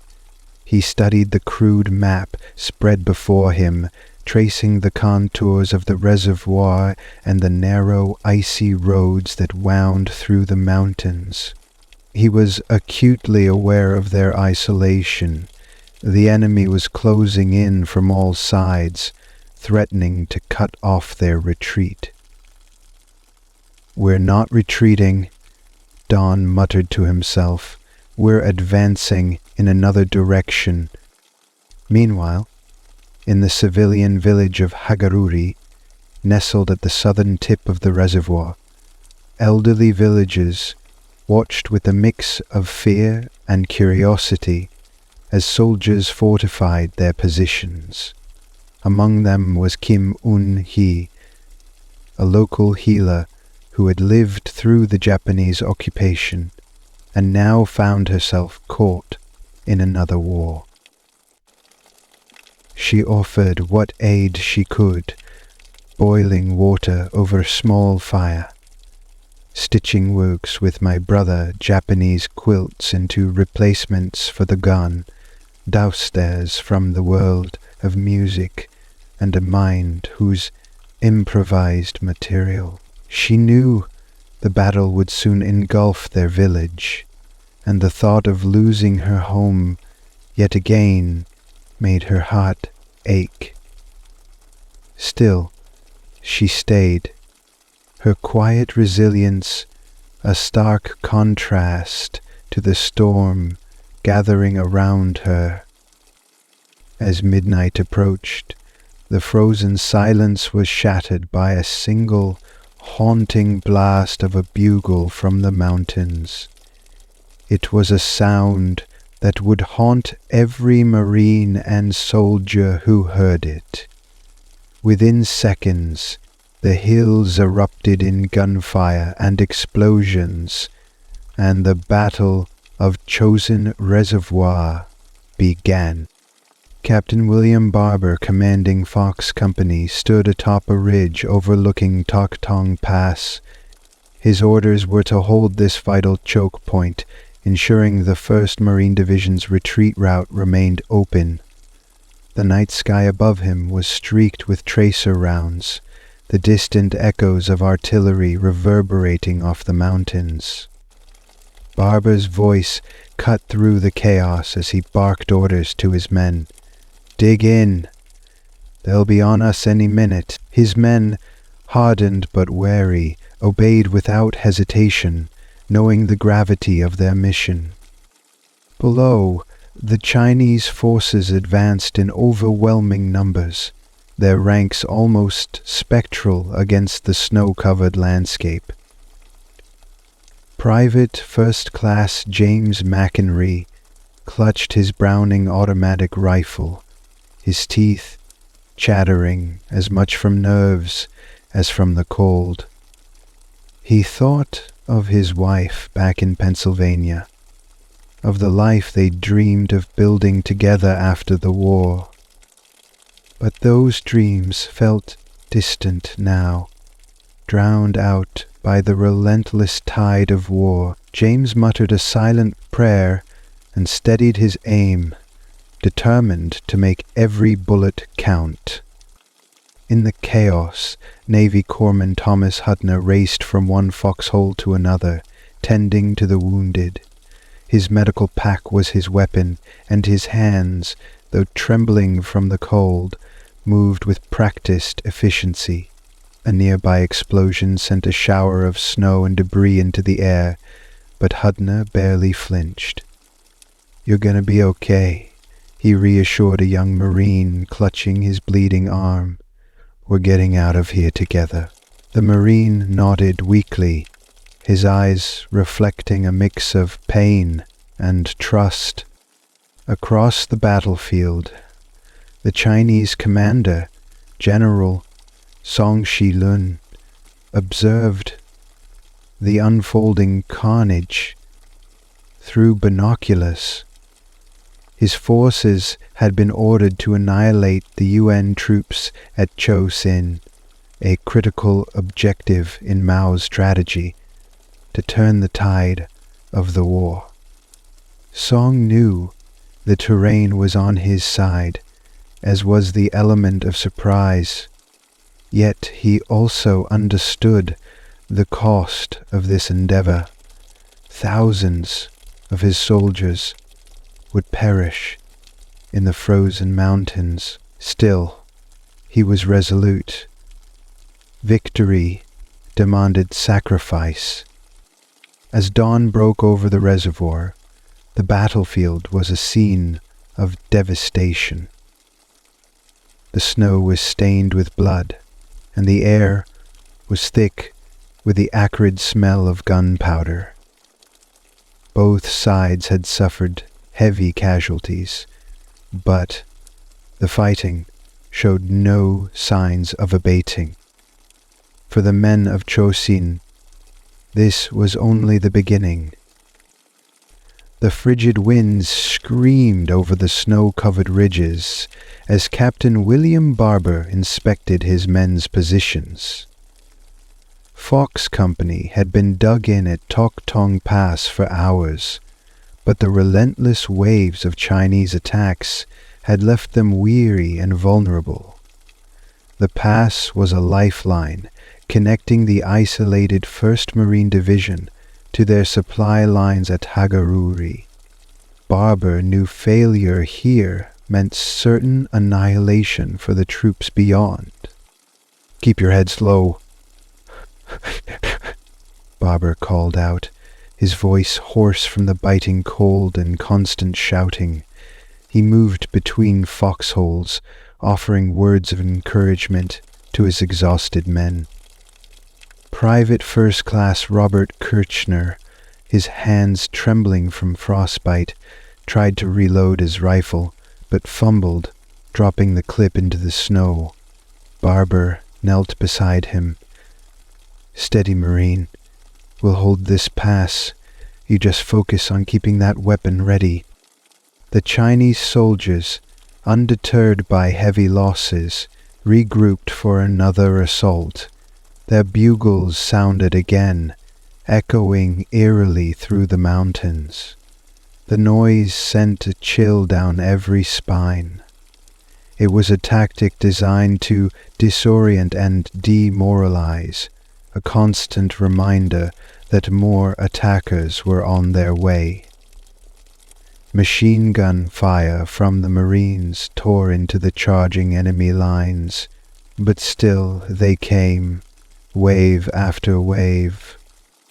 In one of the forward foxholes, Private Hector Cafrata had taken position with his mono-Garand.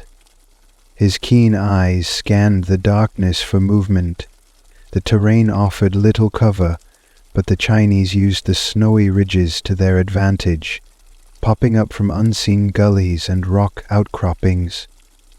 "They're everywhere," Hector muttered under his breath, when a group of enemy soldiers suddenly broke from the tree line. He took them down, one by one, with steady, precise shots. Nearby, Corporal Edward Gomez manned a mortar, coordinating with another Marine to keep up a constant barrage. Gomez's hands were raw and cracked from the cold, but he worked tirelessly, shouting coordinates and adjusting the mortar's aim. The shells hit their mark, scattering Chinese formations and buying precious moments for Fox Company to regroup. As dawn crept over the mountains, the assault subsided, and a tense quiet settled over Tok Tong Pass. The Marines took stock of their situation. They were low on ammunition and supplies, and the wounded needed immediate evacuation. Yet they had held the pass, and Barber knew their survival depended on continuing to do so. "Get some rest if you can," he told his men. "We're not done here." At the southern edge of the reservoir, the fortified village of Hagaruri braced for its own battle. Engineers and support personnel had been working around the clock to transform the small village into a defensive stronghold. Their mission was critical: maintain the airstrip, which served as the only viable lifeline for evacuating the wounded and bringing in reinforcements. Major General Edward Ormond stood in the makeshift command center, reviewing the latest intelligence reports. The situation was dire. The Chinese Ninth Army Group had effectively encircled the reservoir, cutting off all roadways. Ormond knew the airstrip at Hagaruri was their only hope of keeping the division supplied. "We hold this position, no matter what," he said to his staff. His voice carried an air of determination, but deep inside. In the village, Marine Lieutenant John Yancey oversaw a squad tasked with patrolling the perimeter. Yancey had seen combat in the Pacific during World War II, but the conditions at Chosin were unlike anything he had ever experienced. The cold seeped into every joint, and visibility was often reduced to mere feet by blinding snow squalls. His squad was tired, but they patrolled diligently, knowing that any lapse could allow the enemy to slip through. Kim Un-hee, the village healer, had set up a small aid station in the basement of a half-collapsed building. She worked tirelessly alongside Navy Corpsman John O'Leary, tending to soldiers suffering from frostbite and shrapnel wounds. Despite the language barrier, the two developed an efficient rhythm, and while the mist-accused himself deserved credit, he was a master at filling glasses and Navy Corpsman. Kim Un-hee boiled water and prepared frostbite and shrapnel wounds. Kim Un-hee Bachen was the civilian servant and administered to various nourishment products. The soldiers who passed through their care often left with a renewed sense of hope, bolstered by the quiet determination of their caregivers. This is a message advocating for the constant presence, security, and help of the kind and noble human. The first signs of an impending attack came just after sunset. Scouts reported movement in the hills surrounding Hagaruri, and soon after, sporadic gunfire echoed through the valley. The Chinese were testing their defenses, probing for weaknesses. Yancey and his men rushed to their positions, ready for the inevitable full-scale assault. As the night deepened, the defenders of Hagaruri prepared for what would become one of the most critical battles of the campaign. Lieutenant Colonel Don Faith stood on the snow-covered road near Sin Hung Ni, the sound of distant artillery rumbling in his ears. His 7th Infantry Division was part of Task Force Faith, tasked with holding the eastern flank of the reservoir. They had been ordered to break through to Hagaruri, but the narrow, icy roads were clogged with vehicles and supplies, slowing their progress to a crawl. Faith lit a cigarette, his gloved hands shaking slightly. He knew they were in a precarious position. Chinese forces had been spotted on the ridges overlooking their convoy, and every movement felt like an invitation for an ambush. His men were exhausted, cold, and hungry, but they pushed on, knowing the survival of the division depended on their success. As the convoy moved forward, Sergeant First Class Herbert Brucker took point with a platoon of infantry. Brucker was a no-nonsense leader, respected by his men for his bravery and clear-headedness under fire. He constantly scanned the terrain for signs of trouble. "Keep your eyes open," he called back to his men. "We're sitting ducks out here." Suddenly, a burst of machine gun fire erupted from the hillside, followed by the crack of mortars. The column immediately halted, and chaos erupted as soldiers scrambled for cover. Faith shouted orders, directing his men to return fire and secure the convoy's flanks. The snow around them erupted in geysers of dirt and ice as mortar shells found their mark. Amid the chaos, PFC Willie Callison manned a 50 caliber machine gun mounted on one of the trucks. Ignoring the bullets whizzing past him, he unleashed a torrent of fire on the enemy positions.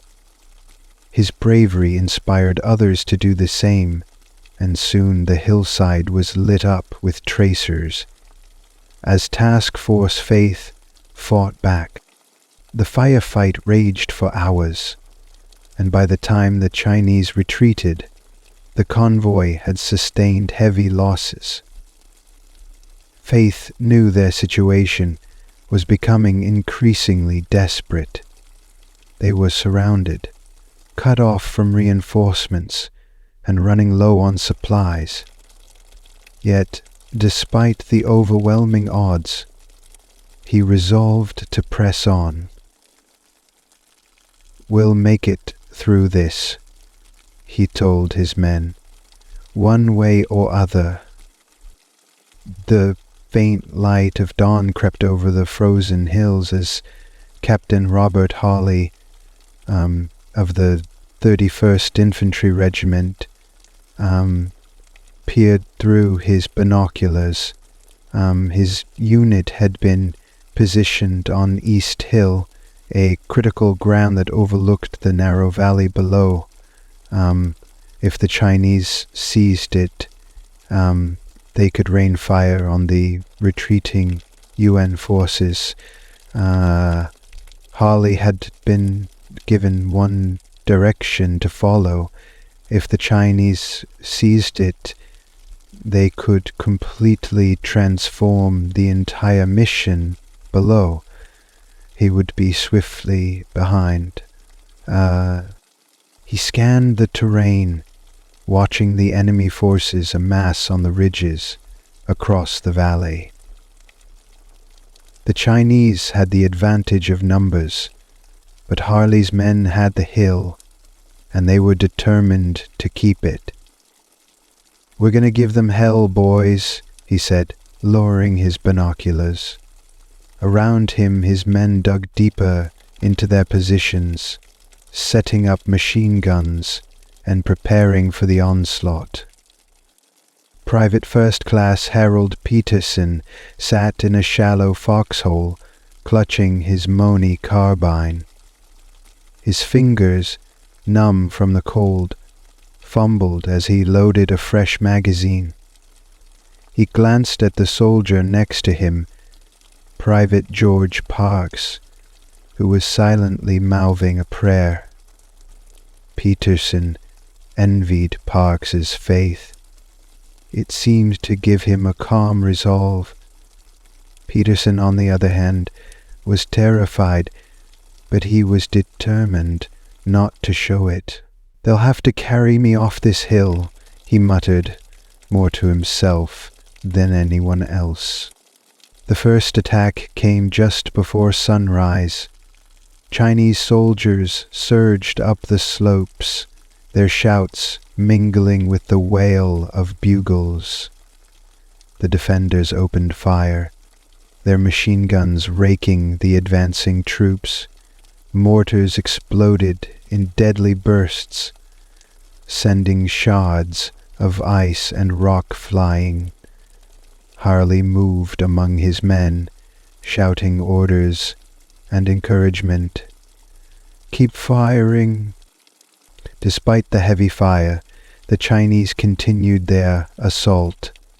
By mid-morning, they had reached the first line of foxholes, engaging the defenders in brutal hand-to-hand combat.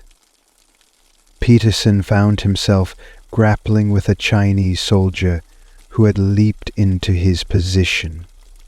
He fought desperately, using his rifle as a club, until Parks intervened, driving his bayonet into the attack. Peterson found himself grappling with a Chinese soldier who had leapt into the fight.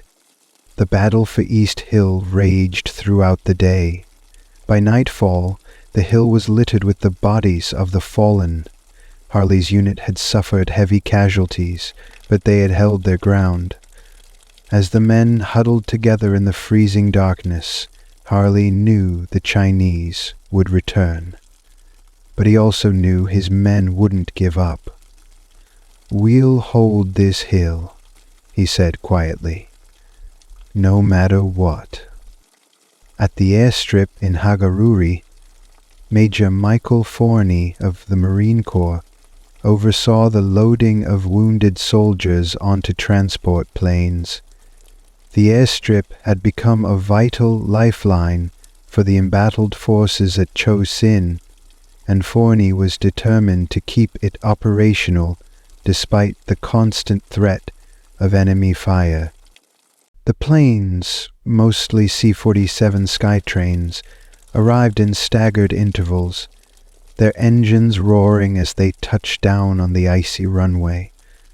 Teams of medics and engineers worked tirelessly to clear the strip of snow and debris, ensuring each landing and takeoff was as smooth as possible.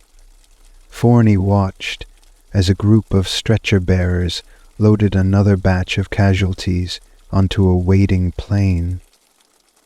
Many of the wounded were suffering from severe frostbite in addition to their combat injuries. Among the medics was Navy Corpsman James Doc Brown. He moved quickly and efficiently, his experience in field medicine evident in his every action. Brown had seen the worst of war, but he never let it show. His focus was always on saving lives. As he adjusted the bandages on a young Marine's leg, he offered a reassuring smile. "You're gonna make it, kid. Hang in there." Nearby, Kim Eun-hee continued her work at the aid station, now operating in tandem with the military medics. She marveled at their efficiency and resourcefulness, though her heart ached for the suffering she witnessed. Every face she treated was a reminder of the war's devastating toll, yet she found solace in knowing she was making a difference, however small. As night fell, the sound of enemy artillery grew closer. Forney knew the Chinese were probing their defenses, testing their resolve.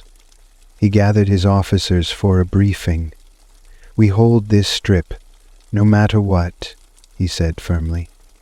"If we lose this, we lose our lifeline.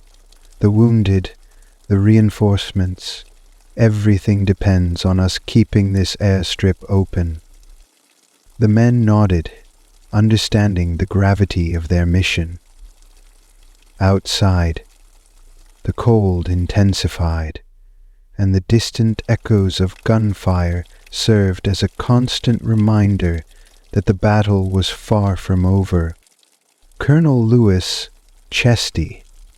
Puller, a legendary figure in the Marine Corps, stood atop a ridge overlooking the frozen wasteland. His 1st Marine Division was deep in enemy territory, fighting tooth and nail to break out of the encirclement. Puller, known for his gruff demeanor and unshakable resolve, was a calming presence for his men. "We're not retreating," he declared. "We are moving forward together."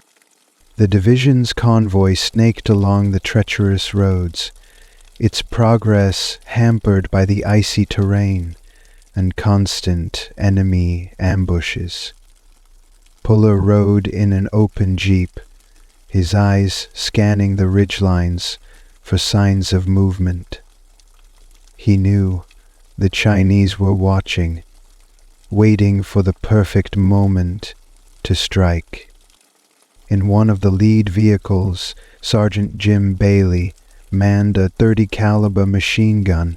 His face was covered in soot and frost, his eyes bloodshot from lack of sleep. Yet he remained alert, knowing the lives of the men in the convoy depended on his vigilance. Every shadow, every gust of wind through the trees seemed to conceal an enemy soldier. Suddenly, the crack of a rifle echoed through the valley, followed by a hail of gunfire. The convoy screeched to a halt as Chinese soldiers emerged from their hidden positions, firing down on the Marines. Bailey swung his machine gun around, returning fire with deadly precision. "Get those trucks moving," he shouted. The battle raged for hours, with Marines using every available weapon to repel the enemy. Puller, in his jeep, directed the fight with calm authority, his voice cutting through the chaos. "Keep moving. We'll fight our way through." Slowly but surely, the convoy began to advance again, leaving a trail of destruction in its wake. By nightfall, the Marines had reached a temporary respite, but Puller knew their journey was far from over. The road ahead was long, and the enemy was relentless. Yet he remained confident. "We'll make it," he told his men. "And when we do, they'll write songs about this march." Private First Class Leonard Len. Webb's breath came in shallow puffs, crystallizing in the bitter air as he leaned against the frozen wall of his foxhole. His rifle rested across his lap, its metal surface painfully cold to the touch.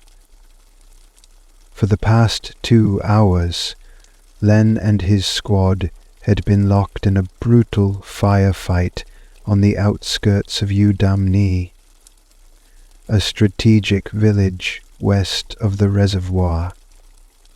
The Chinese were relentlessly waved up in the rain streaking the hallways, and then their barriers spread men so thin, the smoke clogged the room. The Chinese were relentless, surging forward in wave of others.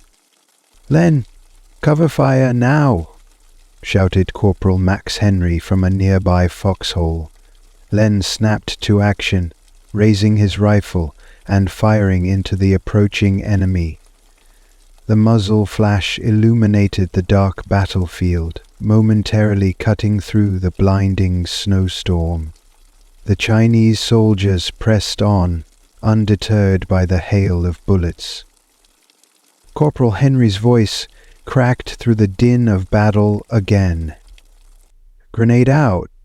He lobbed a fragmentation grenade toward the advancing troops, the explosion briefly silencing the enemy. Len used the lull to reload, his fingers stiff and uncooperative from the freezing cold. Around him, the cries of wounded Marines mingled with the next wave was imminent. As the night deepened, the situation grew more desperate. Supplies were running low, and many of the men were on the brink of exhaustion. Despite this, Len and his comrades fought on, driven by a shared resolve to hold their ground. By dawn, the Chinese had withdrawn, leaving the battlefield strewn with bodies. But the cost of victory was heavy. Len slumped against the icy trench wall, his hands trembling. "We made it," he whispered, though his voice was hollow. For how long he couldn't say. Miles away, Lieutenant Colonel Raymond Davis led his 1st Battalion, 7th Marines, through the treacherous mountains to relieve Fox Company at Toktong Pass. The mission was clear but perilous. The survival of the entire 1st Marine Division depended on keeping that pass open.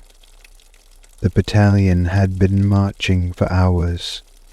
The biting wind and sub-zero temperature sapping their strength, and the constant threat of enemy ambush. Davis moved tirelessly along the column, urging his men forward. "Keep moving. Fox Company is counting on us," he called out. His voice, though firm, carried a note of urgency. He knew the stakes all too well.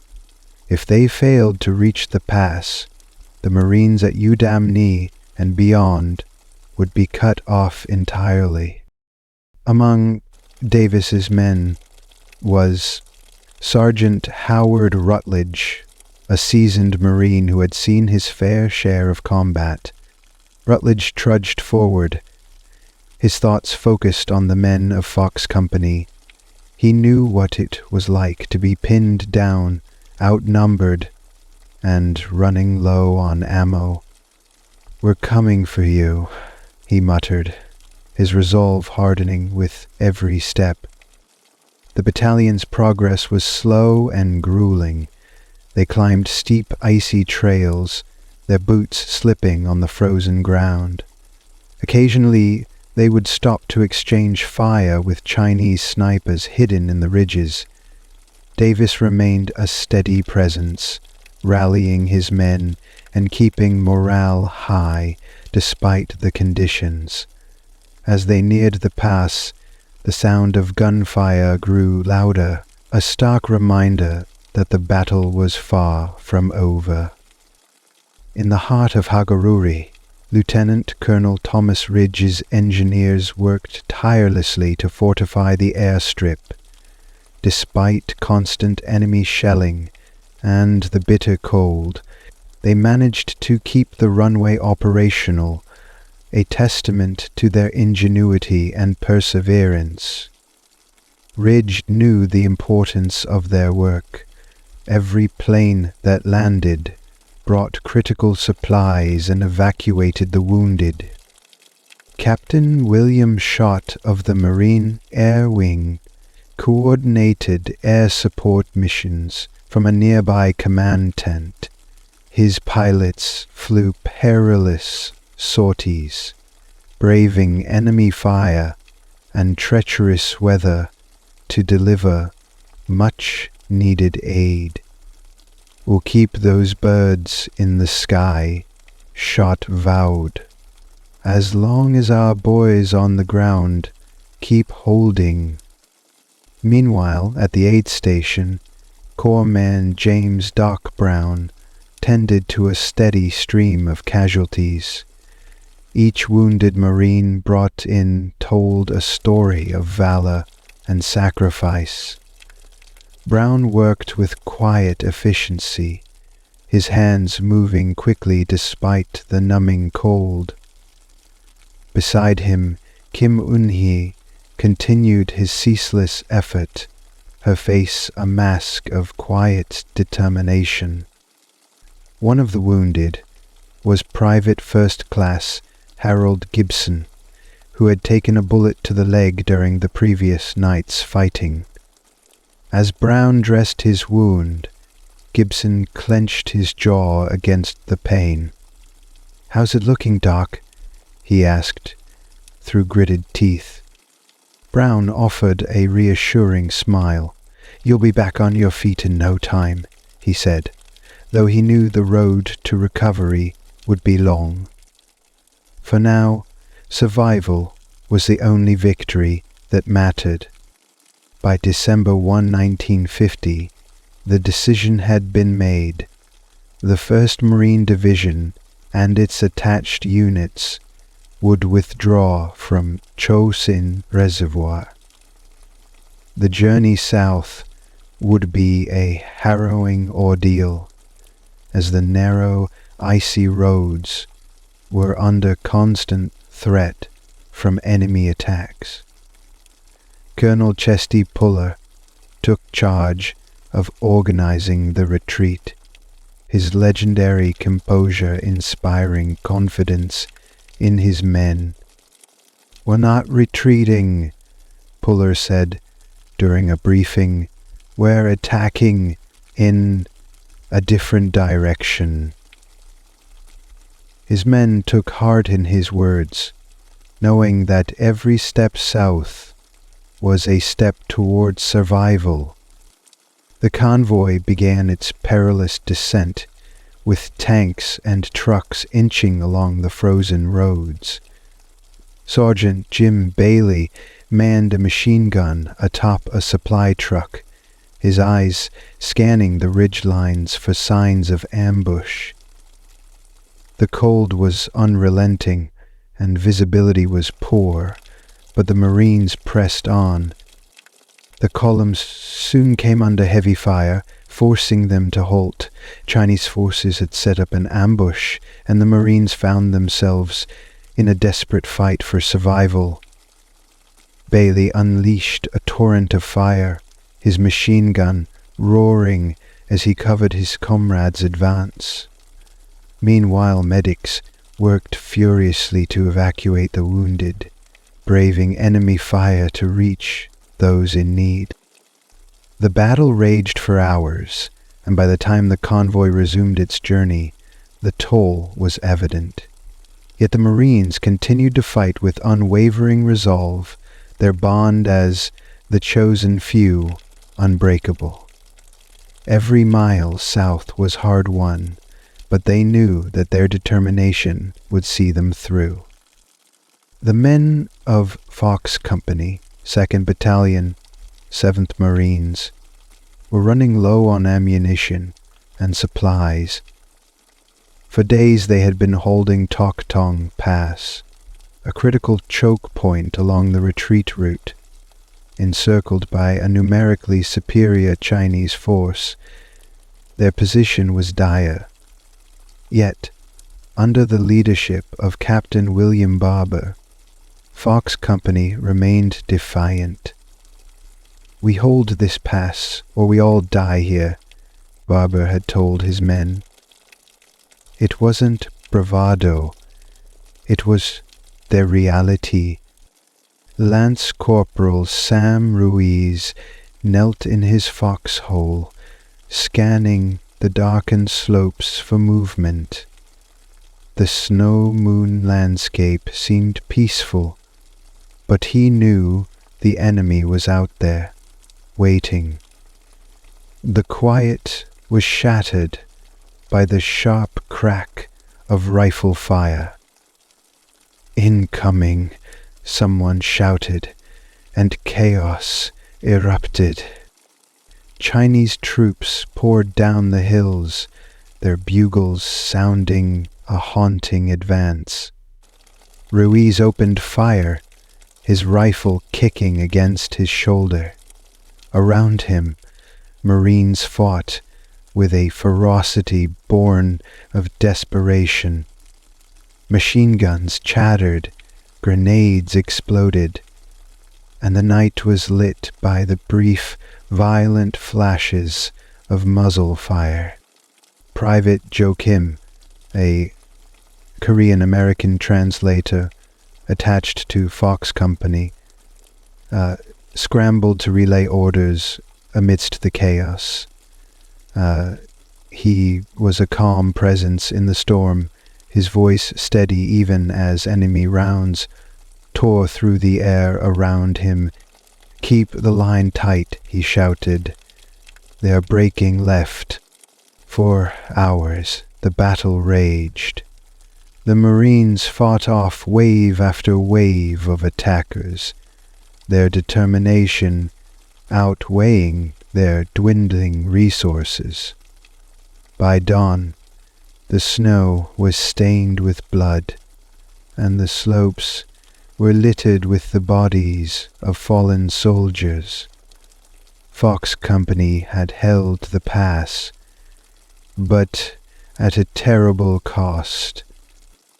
Lieutenant Colonel Raymond Davis and his 1st Battalion, 7th Marines, finally reached the embattled Fox Company after a grueling march.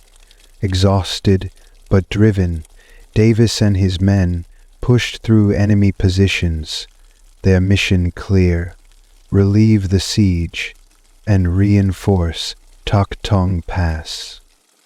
When Davis reached Captain Barber, he was met with a grim scene. The men of Fox Company were battered, their faces hollow from exhaustion and cold. Yet their spirits were unbroken. "We've been expecting you," Barber said, his voice hoarse but steady. Davis wasted no time. He quickly coordinated with Barber to establish a more secure perimeter and redistribute the much-needed supplies his battalion had brought. The two commanders shared a mutual respect, their bond forged in the crucible of combat. Among the reinforcements was Sergeant Howard Rutledge, who immediately set to work reinforcing defenses. "We've got your backs now," he assured a group of Fox Company Marines. The combined force prepared for the inevitable next assault, knowing the Chinese would not give up easily. That night, the Marines braced for another attack. They were cold, hungry, and exhausted, but they were no longer alone. Together, they would hold the pass and ensure the survival of their comrades further south. As the main body of the 1st Marine Division pushed south, they entered a treacherous valley near Kotori, a stretch of road known as Hellfire Valley. The narrow snow-covered route was flanked by steep ridges, perfect for enemy ambushes.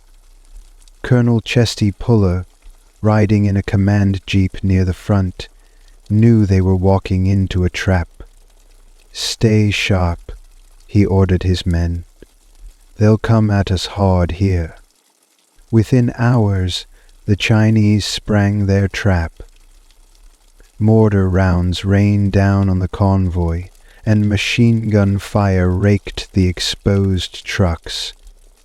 The column came to an abrupt halt as Marines scrambled for cover. Sergeant Jim Bailey, manning a .50 caliber machine gun, shouted over the din of battle. Bailey's gun roared, sending bursts of heavy fire toward the ridgelines.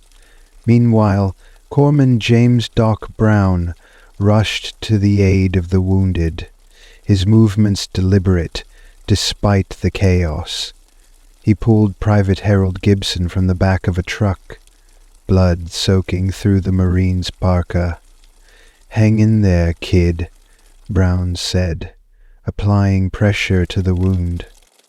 Kim Hin-hee, still working with the medical teams, assisted Brown in stabilizing Gibson. Her hands, red and raw from the cold, worked quickly and efficiently. Despite the horrors around her, she remained focused, her resolve unshaken. The battle raged on as the convoy slowly pushed forward. Puller, standing tall in his jeep, directed the fight with unflinching resolve.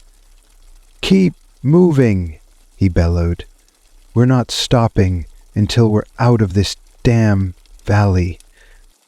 As the Marines fought their way south, the engineers at Kotori faced their own monumental task, rebuilding a crucial bridge over a deep gorge. Without it, the convoy's retreat would be impossible.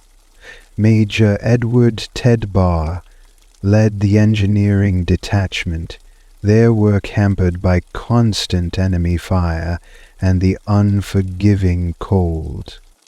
Lieutenant James Parker, an engineer with a knack for improvisation, inspected the remnants of the original bridge. "It's bad, sir," he reported. "We'll need to piece together a temporary span using whatever we've got." Barr nodded. "Then let's get to work. We don't have much time." Using hastily airdropped supplies, including sections of portable steel bridging, Parker and his team worked around the clock. Every hammer strike, every welded joint brought them closer to success. Meanwhile, Marine riflemen provided cover, fending off Chinese patrols that probed their defenses. As dawn broke, the engineers completed the temporary bridge. Barr stood at the edge, his face lined with exhaustion but filled with pride. "Let's get those trucks moving," he said. The convoy began to cross, each vehicle inching its way over the fragile span. Puller's jeep was among the first, and as he crossed, he gave a curt nod of approval. "Good work, gentlemen," he said. "You just saved a lot of lives." The convoy crept through the darkness, headlights dimmed to avoid detection. Sergeant Jim Bailey's machine gun team was positioned near the front of the convoy. He scanned the slopes, his finger resting lightly on the trigger. His breath fogged in the frigid air as he muttered, "They're out there. I can feel it." His instincts proved correct. A sudden burst of gunfire erupted from the cliffs, followed by the eerie wail of Chinese bugles. "Ambush!"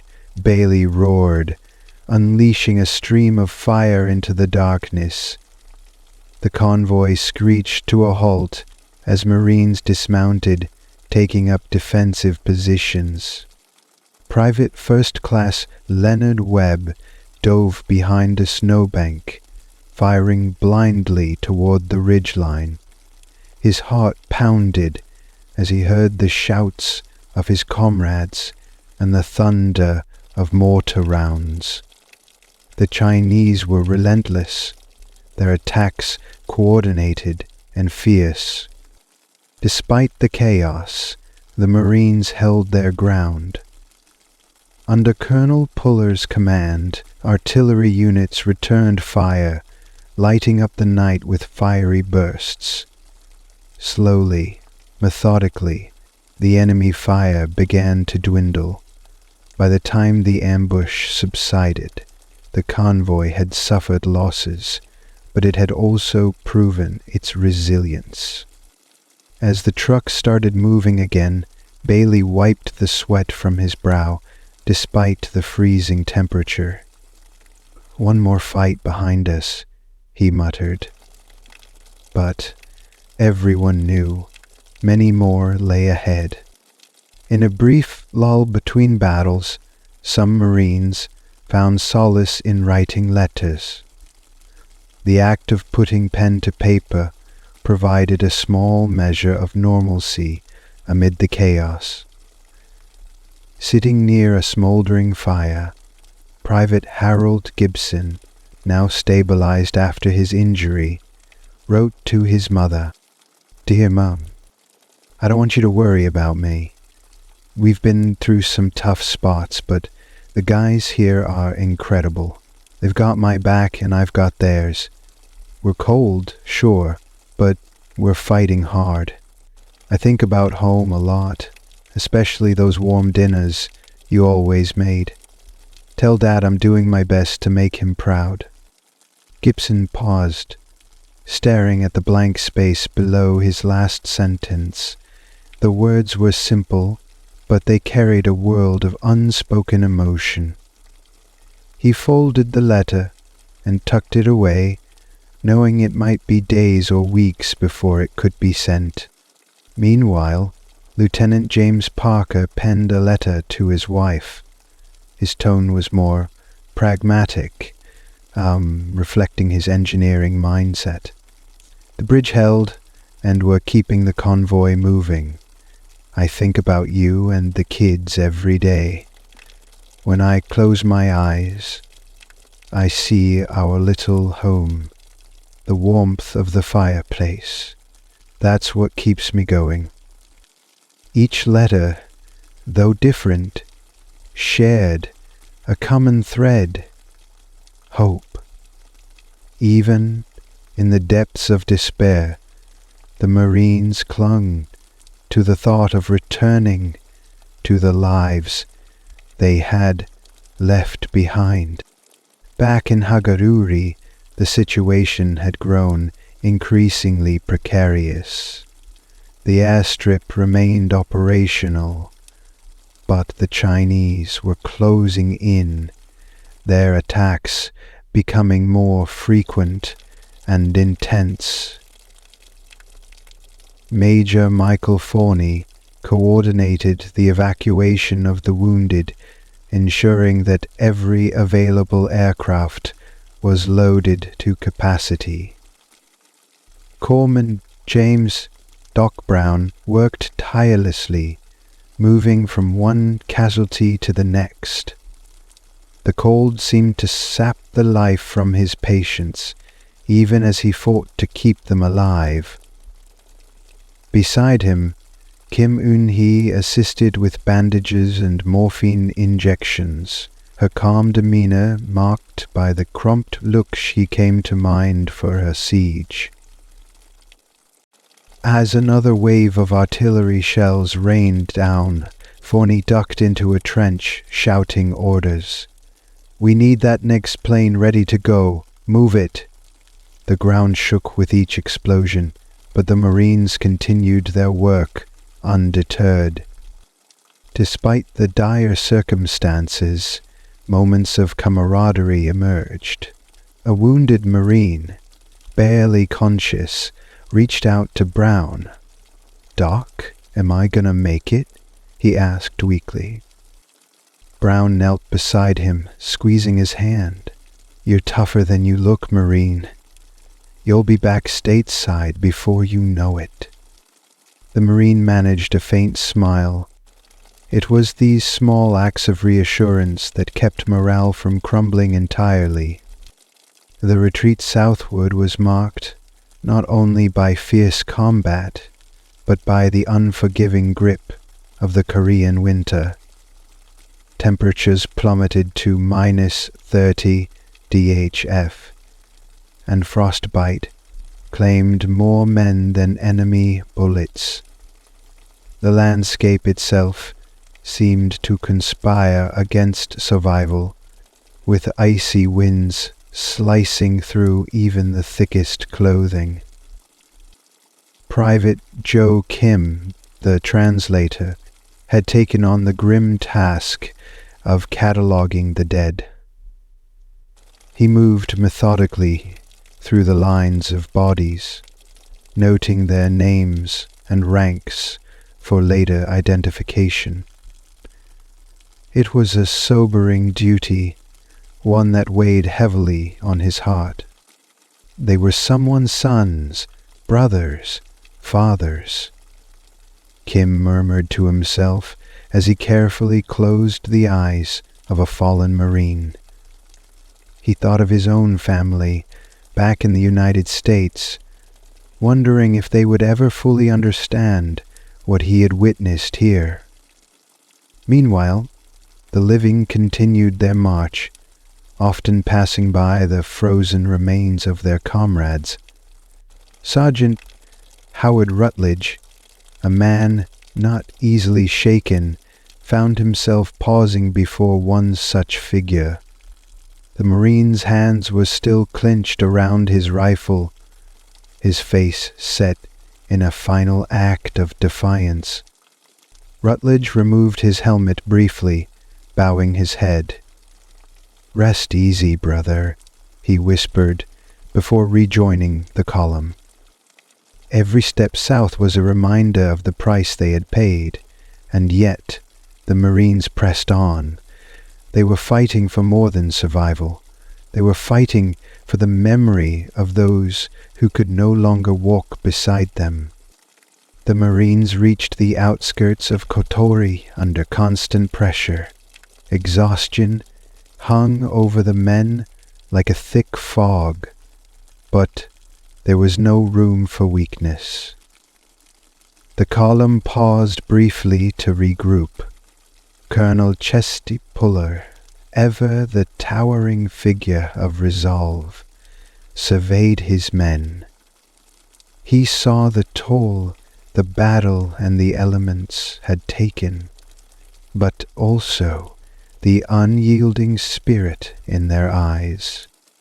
"We've got one more push," Puller said, his voice carrying over the wind. "After that, we're out of this frozen hell. Stay sharp. Stay together." Among the ranks, Lance Corporal Sam Ruiz felt his legs tremble, not from fear, but sheer fatigue. He leaned heavily on his rifle, thinking of the countless battles they had endured. Each step forward seemed impossible, yet he forced himself onward, driven by the faces of his brothers in arms. As the convoy resumed its slow march, the enemy struck again. Mortar shells erupted along the line, sending snow and shrapnel flying. Ruiz hit the ground hard, his ears ringing. He scrambled to his feet and returned fire, his rifle's bark blending with the cacophony of war. Nearby, Private Leonard Webb dragged a wounded Marine behind a truck, shielding him from incoming fire. "Hold on, buddy," Webb shouted over the din. His hands, numb from the cold, fumbled with a tourniquet. Despite the chaos, the Marines fought back fiercely, refusing to give an inch. By nightfall, the attack had been repelled, but the cost was steep. The column pushed on, carrying their wounded and leaving no man behind. As the convoy neared Kotori, they encountered a group of Korean civilians, families huddled together, their faces etched with fear and desperation. The bitter cold had driven them to seek refuge near the Marines, hoping for protection from the advancing Chinese forces. Captain William Barber ordered his men to provide what aid they could. "Give them blankets, food, whatever we've got," he said, his voice soft but firm. Private Joe Kim, fluent in Korean, stepped forward to communicate with the civilians. An elderly man, clutching a young child to his chest, spoke haltingly. "Thank you for not leaving us." Kim nodded, his throat tight. He knew the civilians' plight all too well. the war had turned their lives upside down, leaving them with nothing but each other. Despite their own dire circumstances, the Marines shared their rations and wilderness. Assured the soldiers had braved the war and had all the improvements over the previous months. Among the civilians was a young woman named Minji, who had been carrying her injured brother for miles. She approached Corpsman James Dark Brown, pleading for help. Brown examined the boy, his face grim. "He's got a bad fever. We'll do what we can." Kim translated, and Minji nodded gratefully, tears streaming down her face. Ahead of the convoy lay a treacherous stretch of road, known as the Funchalen Pass. The path was narrow and winding, with steep cliffs on one side and a sheer drop on the other. To make matters worse, the Chinese had destroyed a critical bridge, leaving the Marines with a seemingly insurmountable obstacle. Lieutenant James Parker and his engineering team quickly assessed the situation. Using aerially delivered sections of a portable treadway bridge,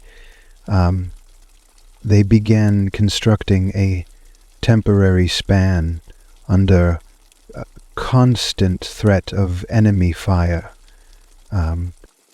"Every minute counts," Parker said, his voice steady despite the pressure. His men worked with frantic precision, driving stakes into the frozen ground and securing steel beams. Meanwhile, Sergeant Howard Rutledge and his squad provided cover, their rifles trained on the ridge lines. The enemy was watching, and it was only a matter of time before they struck. Just as the final section of the bridge was being secured, the Chinese launched a mortar barrage. Explosions rocked the narrow pass, and Parker was thrown to the ground. He scrambled to his feet, shouting, "Get those vehicles moving!" The first truck inched onto the makeshift bridge, its wheels slipping on the icy surface. Marines held their breath as the vehicle crossed, followed by another, and then another. Despite the danger, the convoy pressed on, their lives hanging by a thread. As the Marines continued their descent, air support from the Marine Air Wing provided much-needed relief. Captain William Schott coordinated the sorties, directing his pilots to target enemy positions along the retreat route. "Keep those skies clear," Schott radioed to his squadron. "The boys on the ground are counting on us." Above the frozen battlefield, the roar of F-4U Corsairs shattered the silence. The planes swooped low, unleashing rockets and machine gun fire on enemy emplacements.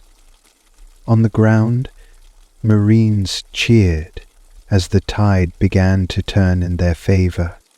Private First Class Harold Gibson, still recovering from his injury, watched the airstrike from the back of a truck. "Never thought I'd be so happy to see those birds," he said, a faint smile on his lips. Despite the bitter cold and relentless attacks, morale began to lift. The Marines knew they were not alone.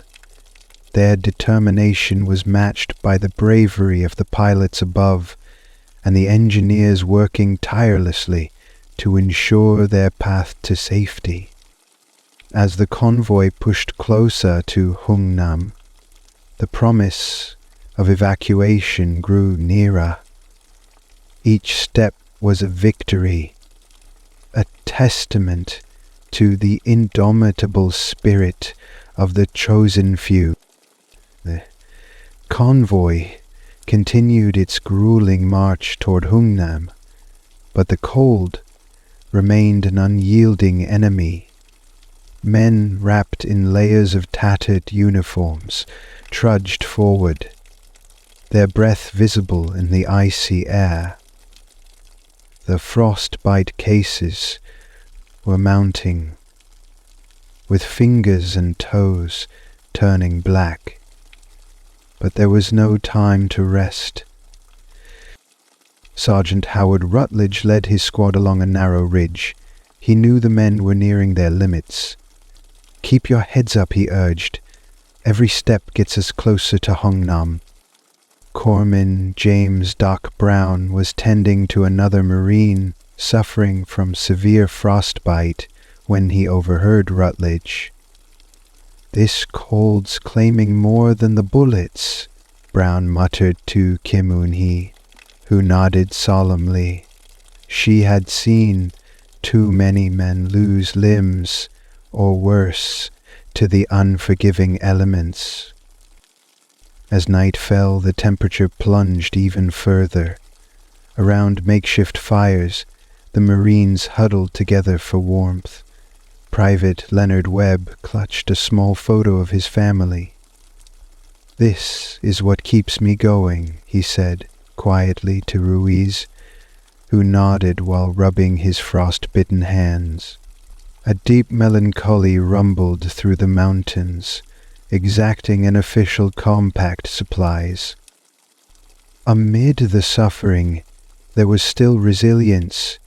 The Marines found strength in each other, their shared hardships forging bonds that would last a lifetime. Even in the coldest moments, the fire within them burned fiercely. The Marines weren't the only ones enduring the frigid march. A small group of North Korean civilians, led by Minji and her injured brother, had joined the convoy.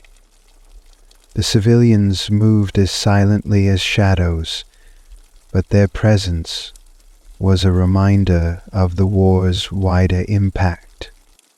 Miji approached Private Joe Kim, who had been helping coordinate the civilians' care.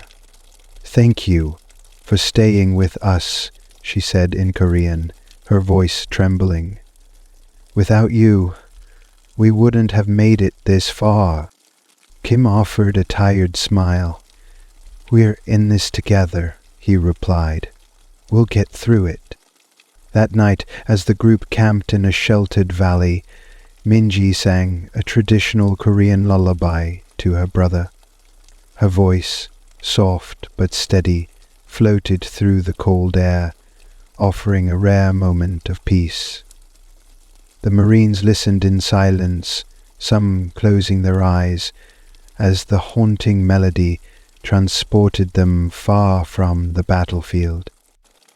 For a brief moment, the snow-covered valley felt less like a war zone and more like a sanctuary. It was a reminder of the humanity they were all fighting to preserve. The rear of the convoy was constantly under threat. Chinese forces harried the Marines with relentless hit-and-run attacks, testing their resolve. Captain William Barber, now tasked with holding the rear, knew the stakes. If the rear guard failed, the entire column could be overrun. "We make our stand here," Barber told his men as they dug into defensive positions near a narrow pass. "Hold this line, no matter what." Lance Corporal Sam Ruiz was among the rear guard, his rifle ready as the enemy advanced. The sound of bugles echoed once more, followed by the telltale flashes of muzzle fire. "Here they come!" Ruiz shouted. The battle was fierce, with both sides exchanging heavy fire. The Chinese surged forward, only to be beaten back by the Marines' disciplined defense. Artillery support from the front lines helped break the momentum of the attackers, but it was the sheer determination of the rear guard that held the line. As dawn broke, the Chinese forces withdrew. Barber's men, though battered and exhausted, had succeeded in buying the convoy precious time. The rearguard's gamble had paid off, but everyone knew the enemy would return. The final stretch to Hungnam was a brutal gauntlet. The convoy navigated icy roads and steep cliffs, all while under the constant threat of ambush. Yet, the promise of evacuation spurred the men forward. Colonel Chesty Puller, riding near the front, addressed the troops during a brief halt. "You've done the impossible," he said, "but we're not done yet. Keep your heads high. We'll all walk out of this together."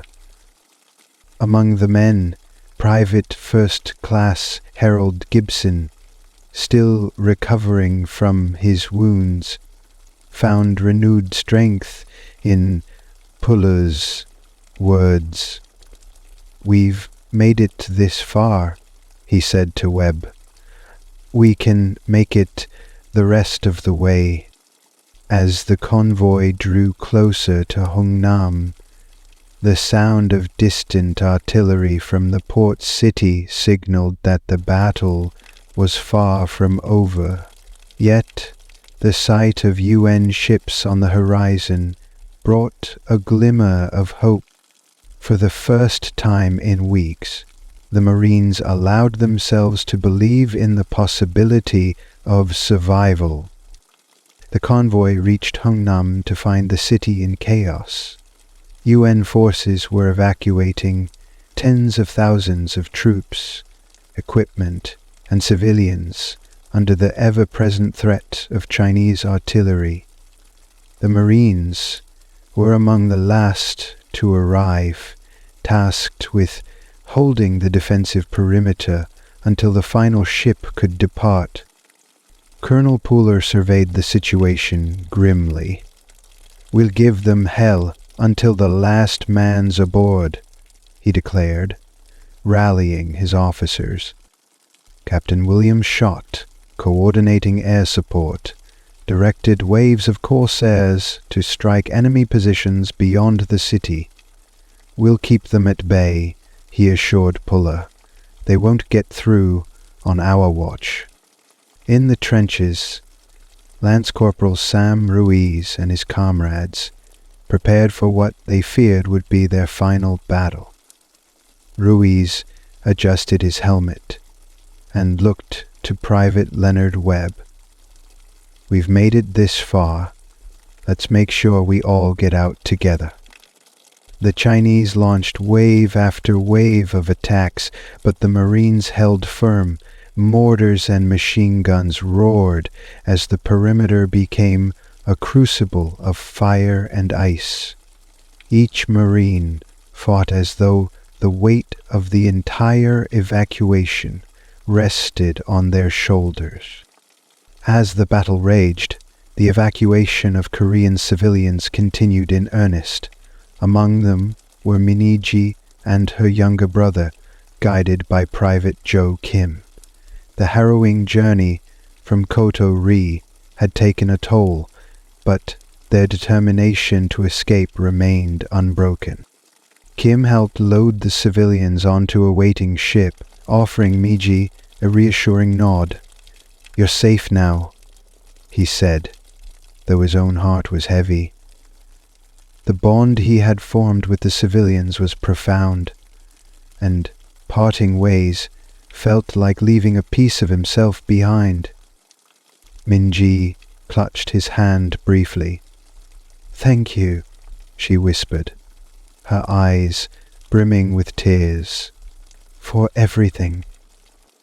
As the ship pulled away from the dock, Kim watched it disappear into the distance.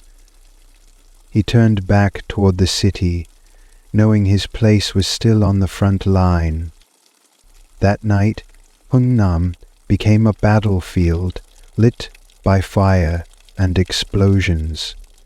The docks were packed with troops and civilians, boarding the final ships, while the Marines continued to fend off relentless Chinese assaults. Sergeant Howard Rutledge and his squad manned a key position overlooking the harbor. The enemy was closer now, their attacks more desperate. "Hold the line," Rutledge bellowed as he fired into the darkness. Nearby, Corpsman James Doc Brown rushed from one wounded Marine to the next. Despite the chaos, his hands remained steady. "You're going home," he said to each casualty, his words both a promise and a prayer. As the last of the ships began to depart, Colonel Puller ordered a controlled withdrawal. "Time to join the fleet, gentlemen," he said, his voice resolute. Under covering fire, the Marines fell back to the docks. The Chinese continued their advance, but the Marines' discipline and firepower kept them at bay long enough for the final troops to board. Aboard the last ships, the Marines stared silently at the receding coastline of Hungnam. The city burned in the distance, its once bustling port now a smouldering ruin. For many, the reality of their survival had yet to sink in. Private Leonard Webb leaned against the railing, his breath fogging in the cold air. "We made it," he said softly, as if testing the truth of the words. Beside him, Private First Class Harold Gibson nodded. But at what cost? His thoughts turned to the friends they had lost and the civilians they had left behind. The weight of those sacrifices was inescapable. Below deck, Corpsman Brown tended to the wounded.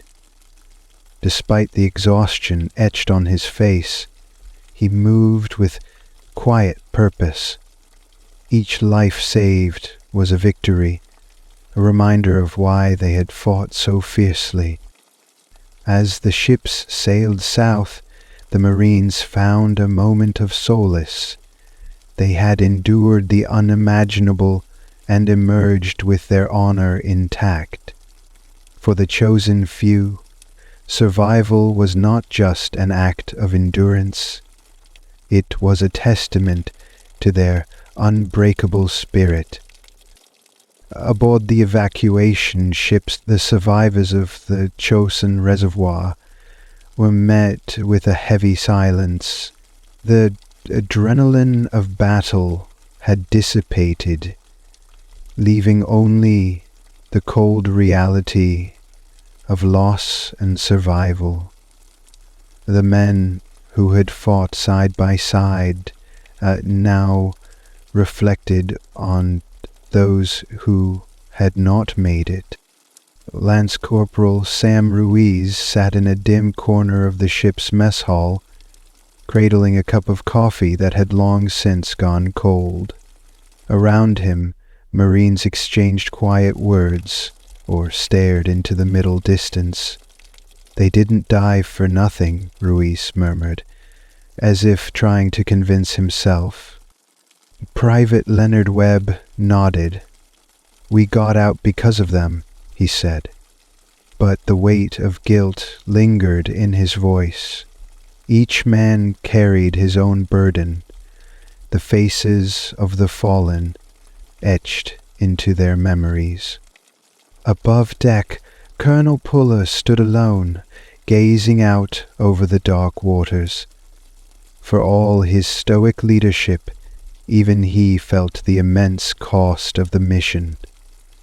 "Every man we lost," he whispered to himself, "was a hero." In the days following the evacuation, many Marines wrote letters home, struggling to put their experiences into words.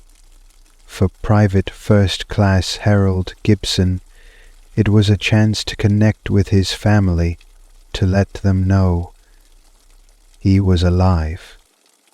"Dear Mom," he began, his hand shaking slightly as he held the pencil. "I don't know how to explain what we've been through. It was colder than I ever thought possible, and we faced things I wouldn't wish on anyone, but we made it out. I made it out." Corpsman James Doc Brown also wrote, but his letter was addressed to the family of a Marine he couldn't save. "Your son was brave," he wrote carefully. "He fought to the very end, and he saved many lives. I want you to know that he was not alone, and we will never forget him." These letters, both comforting and painful, became a way for the Marines to process their grief and honor their comrades. News of the Marines' extraordinary perseverance at Chosin began to spread. Back in the United States, the battle was hailed as a testament to the Marines' indomitable spirit. Yet, for those who had lived through it, the recognition brought little solace. Captain William Barber, who had led his company in holding a critical ridge, was recommended for the Medal of Honor. When he received the news, Barber's reaction was subdued. "This medal isn't for me," he said quietly. "It's for the men who stood with me, who didn't hesitate when the odds were against us." Colonel Puller himself was awarded his 5th Navy Cross for his leadership during the retreat. Though proud of his men, Puller often deflected praise. "The real heroes," he said, "are those who gave everything for their brothers." For the Marines, the medals were symbols of their shared sacrifice, but they also served as reminders of the friends who could not receive them.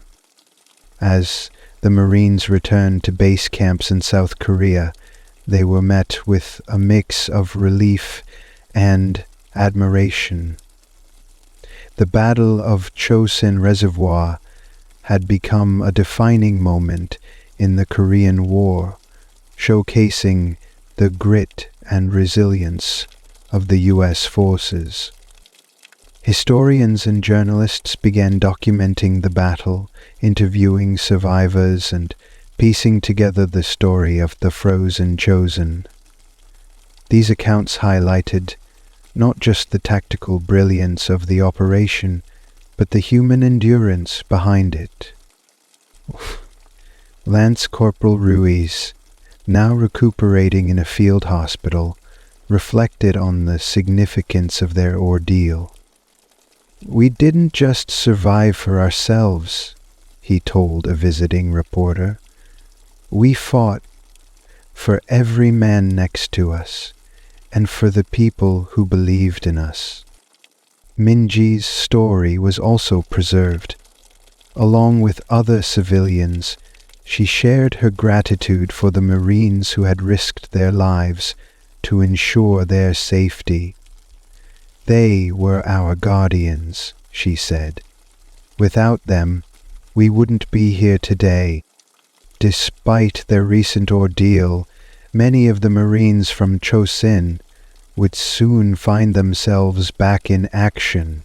The war in Korea was far from over, and the Chinese forces continued to push south. The survivors of Chosin, hardened by their experience, were ready to fight again. Colonel Puller addressed his men before their next deployment. "You've already proven yourselves in ways few can imagine," he said, "but the fight isn't over. We'll keep going until the job's done." The words resonated deeply. For Marines like Ruiz, Webb, and Gibson, returning to the front lines was a way to honor their fallen comrades. The battle at Cha Sin had shaped them, but it had not broken them. As they prepared to move out, there was no fear, only determination. The frozen front had tested their limits, and they had emerged unyielding. The Marines who had endured the crucible of Chosin were no strangers to hardship. After only a brief respite, they were sent back into combat, this time to reinforce positions along the 38th parallel. The new objective was clear: halt the Chinese advance and stabilize the front. Private Leonard Webb stood with his unit on a barren hillside overlooking the Imjin River. The terrain was harsh, the wind relentless. "Feels like Chosin all over again," he muttered to Lance Corporal Ruiz. Ruiz, his rifle slung over his shoulder, gave a grim smile. "At least this time we're not surrounded yet." Captain William Barber, now leading a fresh company, addressed his men before they dug in. "We know what we're up against," he said. "Stay sharp, stay disciplined, and watch each other's backs."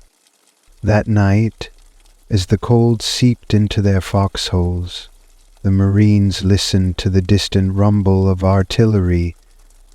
The war had not relented, and neither would they. The tension along the front line was palpable, with both sides probing for weaknesses. Night patrols became a dangerous necessity, and Sergeant Howard Rutledge was often the one leading them. One moonless night, Rutledge gathered his squad for a reconnaissance mission across the Imjin River. Among them was Private Joe Kim, who had quickly gained a reputation for his calm under pressure. "We're going in quiet," Rutledge whispered, checking his gear. "Keep your eyes open and your heads low." The patrol moved silently through the darkness, the only sounds the crunch of frost underfoot and the occasional rustle of leaves. When they reached the far side of the river, Kim signaled for the squad to halt. He had spotted movement, a shadow, slipping through the trees. Moments later, a burst of gunfire erupted. The Marines dove for cover, returning fire as they called for backup. The skirmish was brief but intense, with the enemy retreating as quickly as they had appeared. As they made their way back to their lines, Rutledge muttered, "This war doesn't sleep." How old is this country actually? In the rare moments of quiet, the Marines clung to letters from home as lifelines to a world untouched by war. Private First Class Harold Gibson received a letter from his younger sister, who wrote about the family's hopes and prayers for his safe return. "She says Dad fixed up my old car," Gibson said, reading aloud to Webb. "They're waiting for me to take it for a spin when I get back." Webb chuckled. "Sounds like they're keeping it warm for you." For others, the letters brought bittersweet news. Lance Corporal Ruiz received word that a childhood friend had enlisted and was heading to Korea. "I told him to stay out of this mess," Ruiz said quietly. "Guess he didn't listen."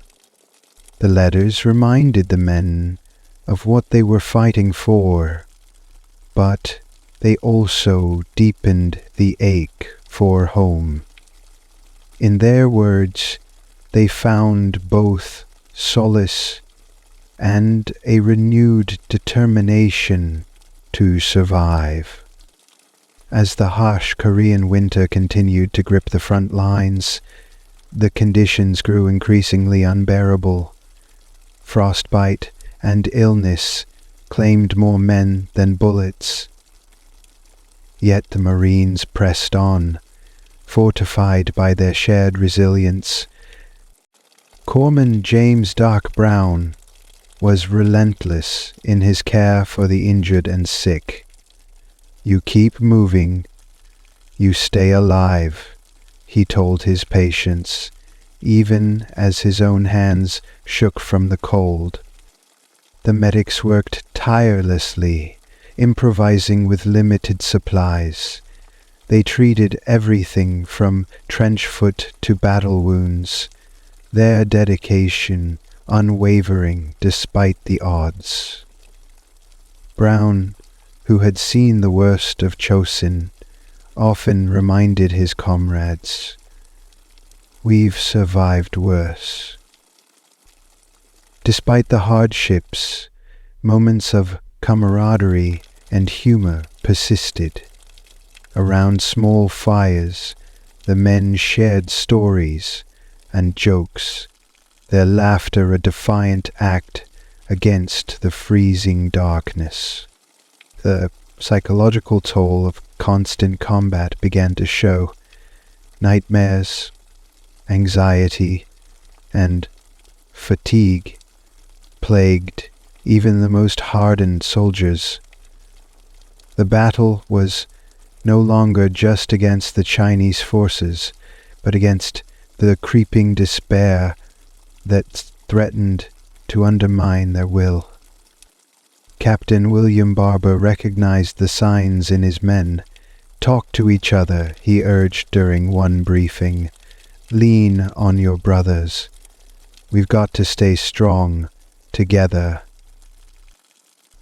For Private Leonard Webb, the weight of the war often hit hardest at night. "I keep seeing their faces," he confided to Ruiz one evening, referring to the comrades they'd lost. "It's like they're still here." Ruiz placed a reassuring hand on Webb's shoulder. "They are," he said, "and they'd want us to keep going." The Marines found ways to cope, whether through shared stories, letters, or quiet moments of reflection. In their unity, they found strength to face another day. The Marines' next major objective was Hill 1248, a strategic point overlooking a critical supply route. Intelligence suggested the Chinese had fortified the hill, turning it into a deadly fortress. The mission was clear: take the hill at all costs. Captain William Barber gathered his men for a pre-assault briefing. "This isn't going to be easy," he admitted, "but we've faced worse, and we'll take this hill just like we did every other." At dawn, the assault began. Artillery softened the Chinese positions as the Marines advanced under heavy fire. Private Leonard Webb felt the familiar adrenaline surge as bullets zipped past him. "Keep moving," he shouted to his squad. Lance Corporal Sam Ruiz led the charge, his rifle blazing. Despite the chaos, the Marines maintained their discipline, slowly but surely advancing toward the summit. By nightfall, they had secured the hill, though the cost was steep. The battle for Hill 1248 was far from over. The Chinese launched counterattacks throughout the night, determined to reclaim the strategic position. The Marines, exhausted but resolute, held their ground. Sergeant Howard Rutledge took command of a forward machine gun nest. "They'll be coming in waves," he warned his crew. "Hold your fire until you see them." The first wave hit just after midnight, their silhouettes barely visible in the moonlight. The Marines opened fire, their machine guns cutting through the advancing soldiers. Despite the relentless assault, the line held. Corpsman James Doc Brown moved from position to position, treating the wounded under fire. His calm presence reassured the men. "You're going to be okay," he told one Marine, even as explosions rocked the hillside. By dawn, the Chinese had withdrawn, leaving the hill firmly in Marine hands. The cost was high, but the victory was crucial. As the battle for Hill 1248 ended, Captain Barber walked among the wounded and dead. The weight of command pressed heavily on him. Every decision he made carried life or death consequences, and the faces of the fallen haunted him. Colonel Puller visited the hill to assess the situation. "You did what you had to do, Barber," he said, placing a hand on his subordinate's shoulder. "These men fought bravely because they believed in you." Barber nodded, but remained sober. "It doesn't make the losses any easier, sir." Puller understood all too well. "It never does," he said, "but we honor them by continuing the fight." Barber's resolve hardened. He knew the mission was far from over, and he would lead his men with the same unwavering determination that had brought them this far. Winter deepened across the Korean peninsula, and with it came a new offensive from the Chinese forces. Their strategy was simple: overwhelm the UN forces with sheer numbers, exploiting the harsh conditions to their advantage. The Marines dug in along a series of ridgelines, preparing for another brutal campaign. Lance Corporal Ruiz took charge of reinforcing their position. "We've got to make this place a fortress," he told his men, directing them to build bunkers and lay barbed wire. Private Joe Kim, now a seasoned scout, returned from a reconnaissance mission with vital intelligence. "They're massing in the valley," he reported. "We don't have much time." As night fell, the Chinese launched their assault. The ridgeline became a maelstrom of gunfire, explosions, and hand-to-hand combat. Despite being outnumbered, the Marines held the line, their discipline and training prevailing against the chaos. The brutal combat forged unbreakable bonds among the men. In the midst of the chaos, they relied on each other for survival, forming a brotherhood stronger than any hardship they faced. Private Leonard Webb found himself pinned down with Ruiz during one particularly intense firefight. "We're not getting out of this one," Webb muttered. Ruiz grinned despite the danger. "Not with that attitude. Cover me, I'll flank them." With unwavering trust, Webb provided cover fire as Ruiz moved. Moments later, the enemy position was silenced. Ruiz returned, breathless but triumphant. "See? Teamwork." These moments of shared danger and mutual reliance became the foundation of their camaraderie. They fought not just for survival, but for each other.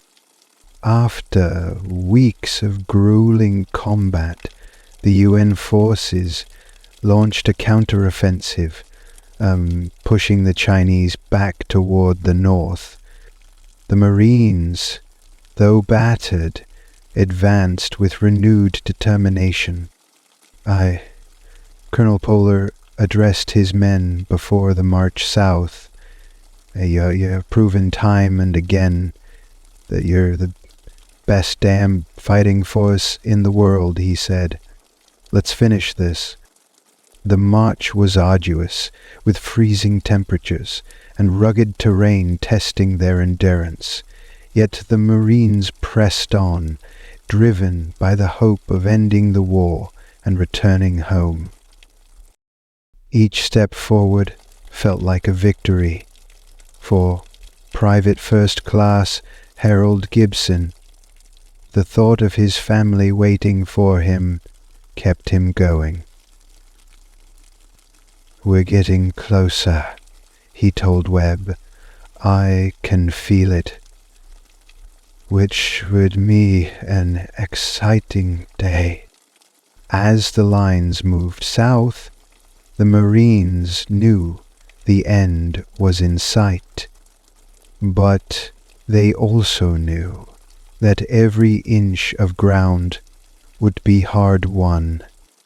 The UN forces gathered their strength for one last major push to solidify their positions along the 38th parallel.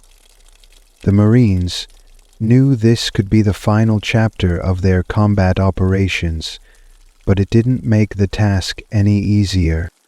Captain William Barber stood before his company, his voice steady despite the gravity of their mission. "This is it, men. We hold this line. We finish strong." The advance began under the cover of heavy artillery. Lance Corporal Ruiz led his squad through a battered village, their rifles at the ready. The enemy had fortified the area, turning each building into a deadly stronghold. Private Joe Kim, once again, proved invaluable as a scout, identifying enemy positions and guiding the Marines through a narrow path to flank the Chinese. The battle raged for hours, but by nightfall the village was secured. It was another hard-fought victory, bringing them closer to the war's end. With each victory, the Marines were reminded of the cost. The casualty lists grew longer, and the weight of their losses became harder to bear. After the battle, the surviving Marines gathered to pay their respects to their fallen comrades. Sergeant Howard Rutledge, who had been promoted after his leadership at Hill 1248, led a small ceremony. "We don't forget," he said, his voice heavy with emotion. "We carry their memory with us, always." For Private Leonard Webb, the names of the dead were etched into his mind. He stood silently, his helmet in his hands, as the chaplain offered a prayer. Each man reflected on the sacrifices made, vowing to honor their comrades by pushing forward. The grief was palpable, but so was the resolve. They were determined to see the mission through, knowing their fallen brothers would want nothing less. By early 1953, talks of an armistice grew louder. Both sides had suffered immense losses, and the desire for peace was palpable. However, the negotiations were fraught with tension, and the fighting continued even as diplomats worked to finalize the terms. Colonel Puller addressed his men during a rare moment of calm. "The end is near," he said, "but we don't let our guard down until it's official. Save everyone until then for the family of the victim." The Marines remained vigilant, patrolling their sectors and preparing for any final offensives. In these tense days, every skirmish carried the weight of uncertainty. Would this be the last battle, or would the war drag on indefinitely? Private First Class Harold Gibson clung to the hope that he would soon return home. Just a little longer, he told himself, writing another letter to his family. "We're almost there." In the weeks leading up to the armistice, the Chinese launched a final offensive, hoping to gain ground before the ceasefire. The Marines were once again thrust into intense combat, fighting tooth and nail to hold their positions. The battle was ferocious, with artillery and mortars pounding their lines. Lance Corporal Ruiz and his squad found themselves pinned down in a shallow trench, the enemy closing in. "Hold the line!" Ruiz shouted over the deafening roar of gunfire. He and Private Leonard Webb worked together to repel the assault, their actions synchronized from months of fighting side by side. Corman, James, Doc, Brown braved the chaos to reach the wounded. "Stay with me," he urged, a Marine with a severe leg injury, applying a tourniquet under fire. His dedication saved countless lives in those final, desperate hours. By dawn, the enemy had retreated, and the Marines held their ground. It was a hard-won victory, marking the end of active combat for many of them. On July 27, 1953, the armistice was finally signed, bringing an end to the fighting. For the Marines, the news was met with a mix of relief and disbelief.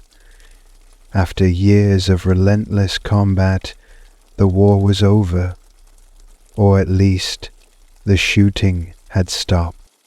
Colonel Puller addressed his men one last time. "You've done your duty with honor," he said. "You've upheld the legacy of the Corps and made your country proud." The Marines gathered to reflect on their journey. Private Leonard Webb and Lance Corporal Ruiz sat together, the weight of the moment sinking in. "We made it," Webb said quietly. "Yeah," Ruiz replied, a faint smile breaking through his exhaustion. "We did." For many, the armistice was bittersweet.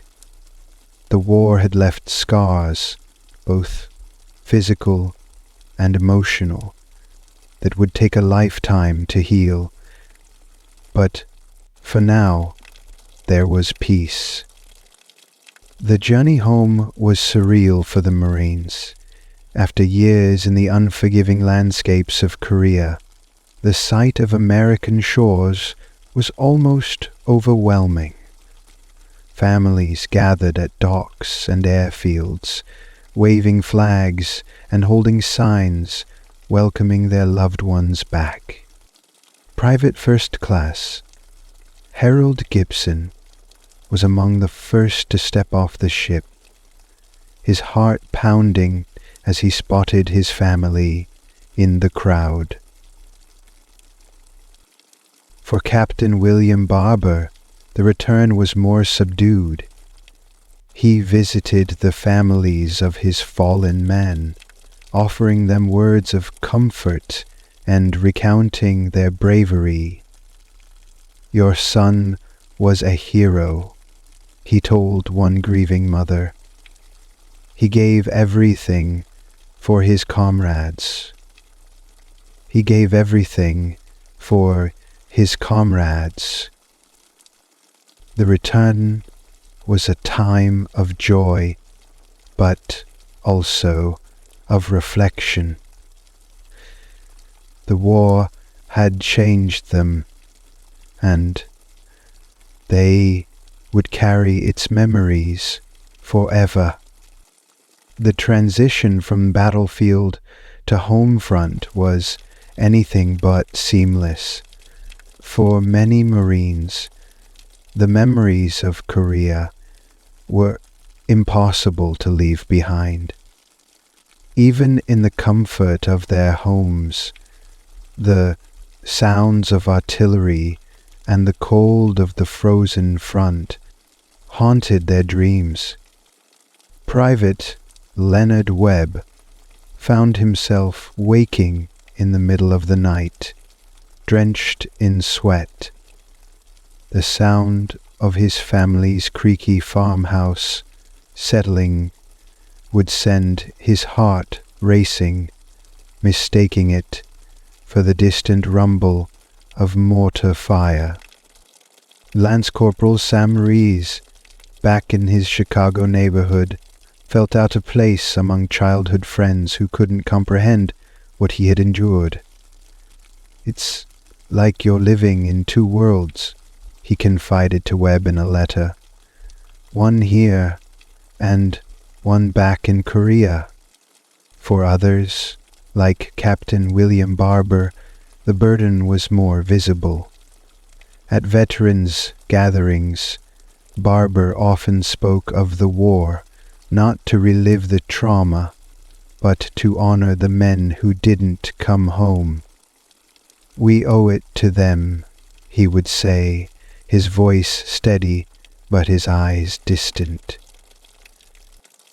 Though separated by miles and scattered across the country, the Marines of Chosin remained connected.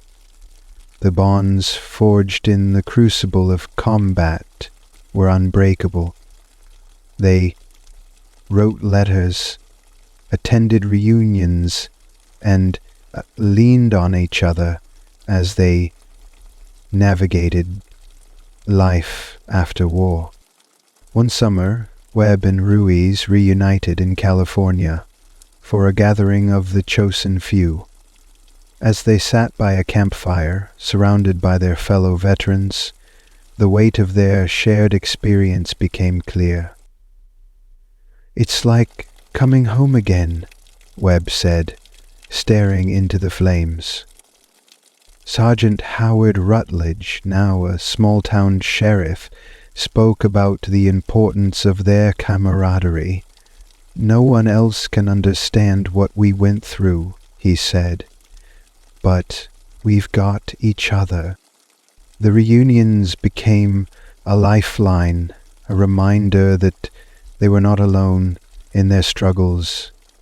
Together, they found strength in their shared resilience. While the armistice ended the fighting, the Korean peninsula remained divided, and the conflict's consequences lingered. For the Marines, The war's unfinished nature weighed heavily. Many wondered if their sacrifices had been in vain. Private First Class Harold Gibson, who had returned to his family farm, often listened to news reports about the ongoing tensions in Korea.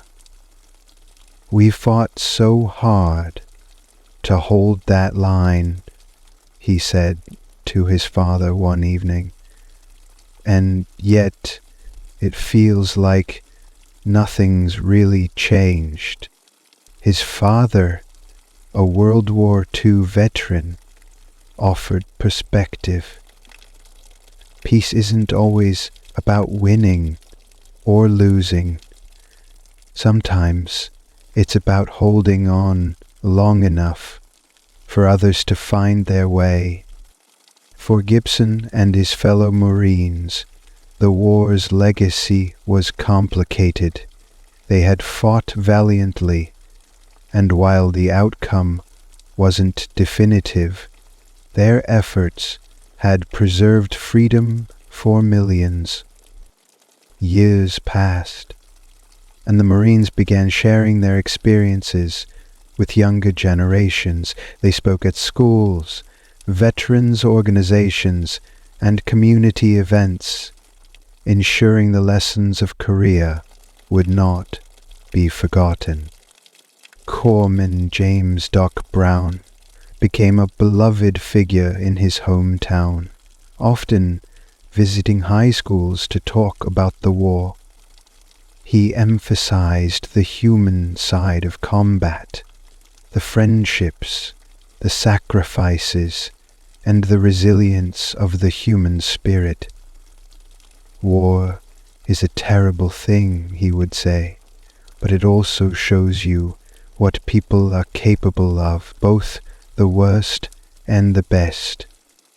Captain Barber co-authored a memoir with several of his comrades, detailing their experiences at Chosin Reservoir.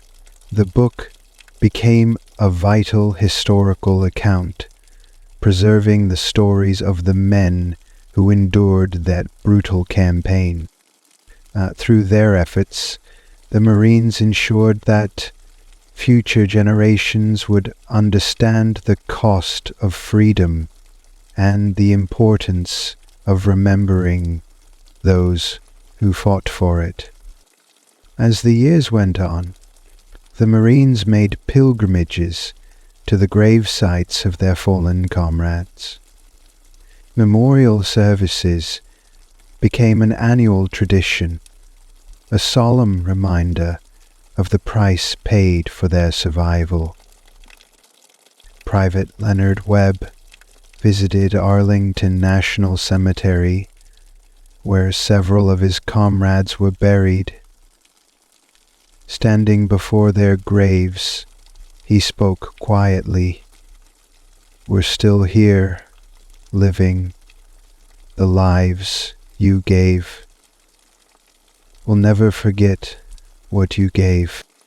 For Lance Corporal Ruiz, the most emotional visit was to a small cemetery in his hometown, where a childhood friend who had died in Korea was laid to rest. "You kept your promise," Ruiz whispered, placing a hand on the gravestone. "We held the line." The ceremonies were both painful and cathartic, providing a space to grieve and honor the memories of their brothers in arms. The men who survived the Battle of Chosin Reservoir came to be known as the Chosin Few, a title that carried both pride and solemnity.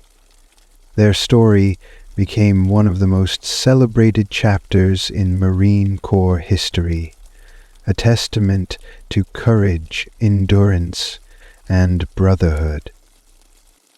Colonel Puller's words during the war echoed in their minds. "We're surrounded. That simplifies things. What had once been a grim joke now stood as a symbol of their indomitable spirit."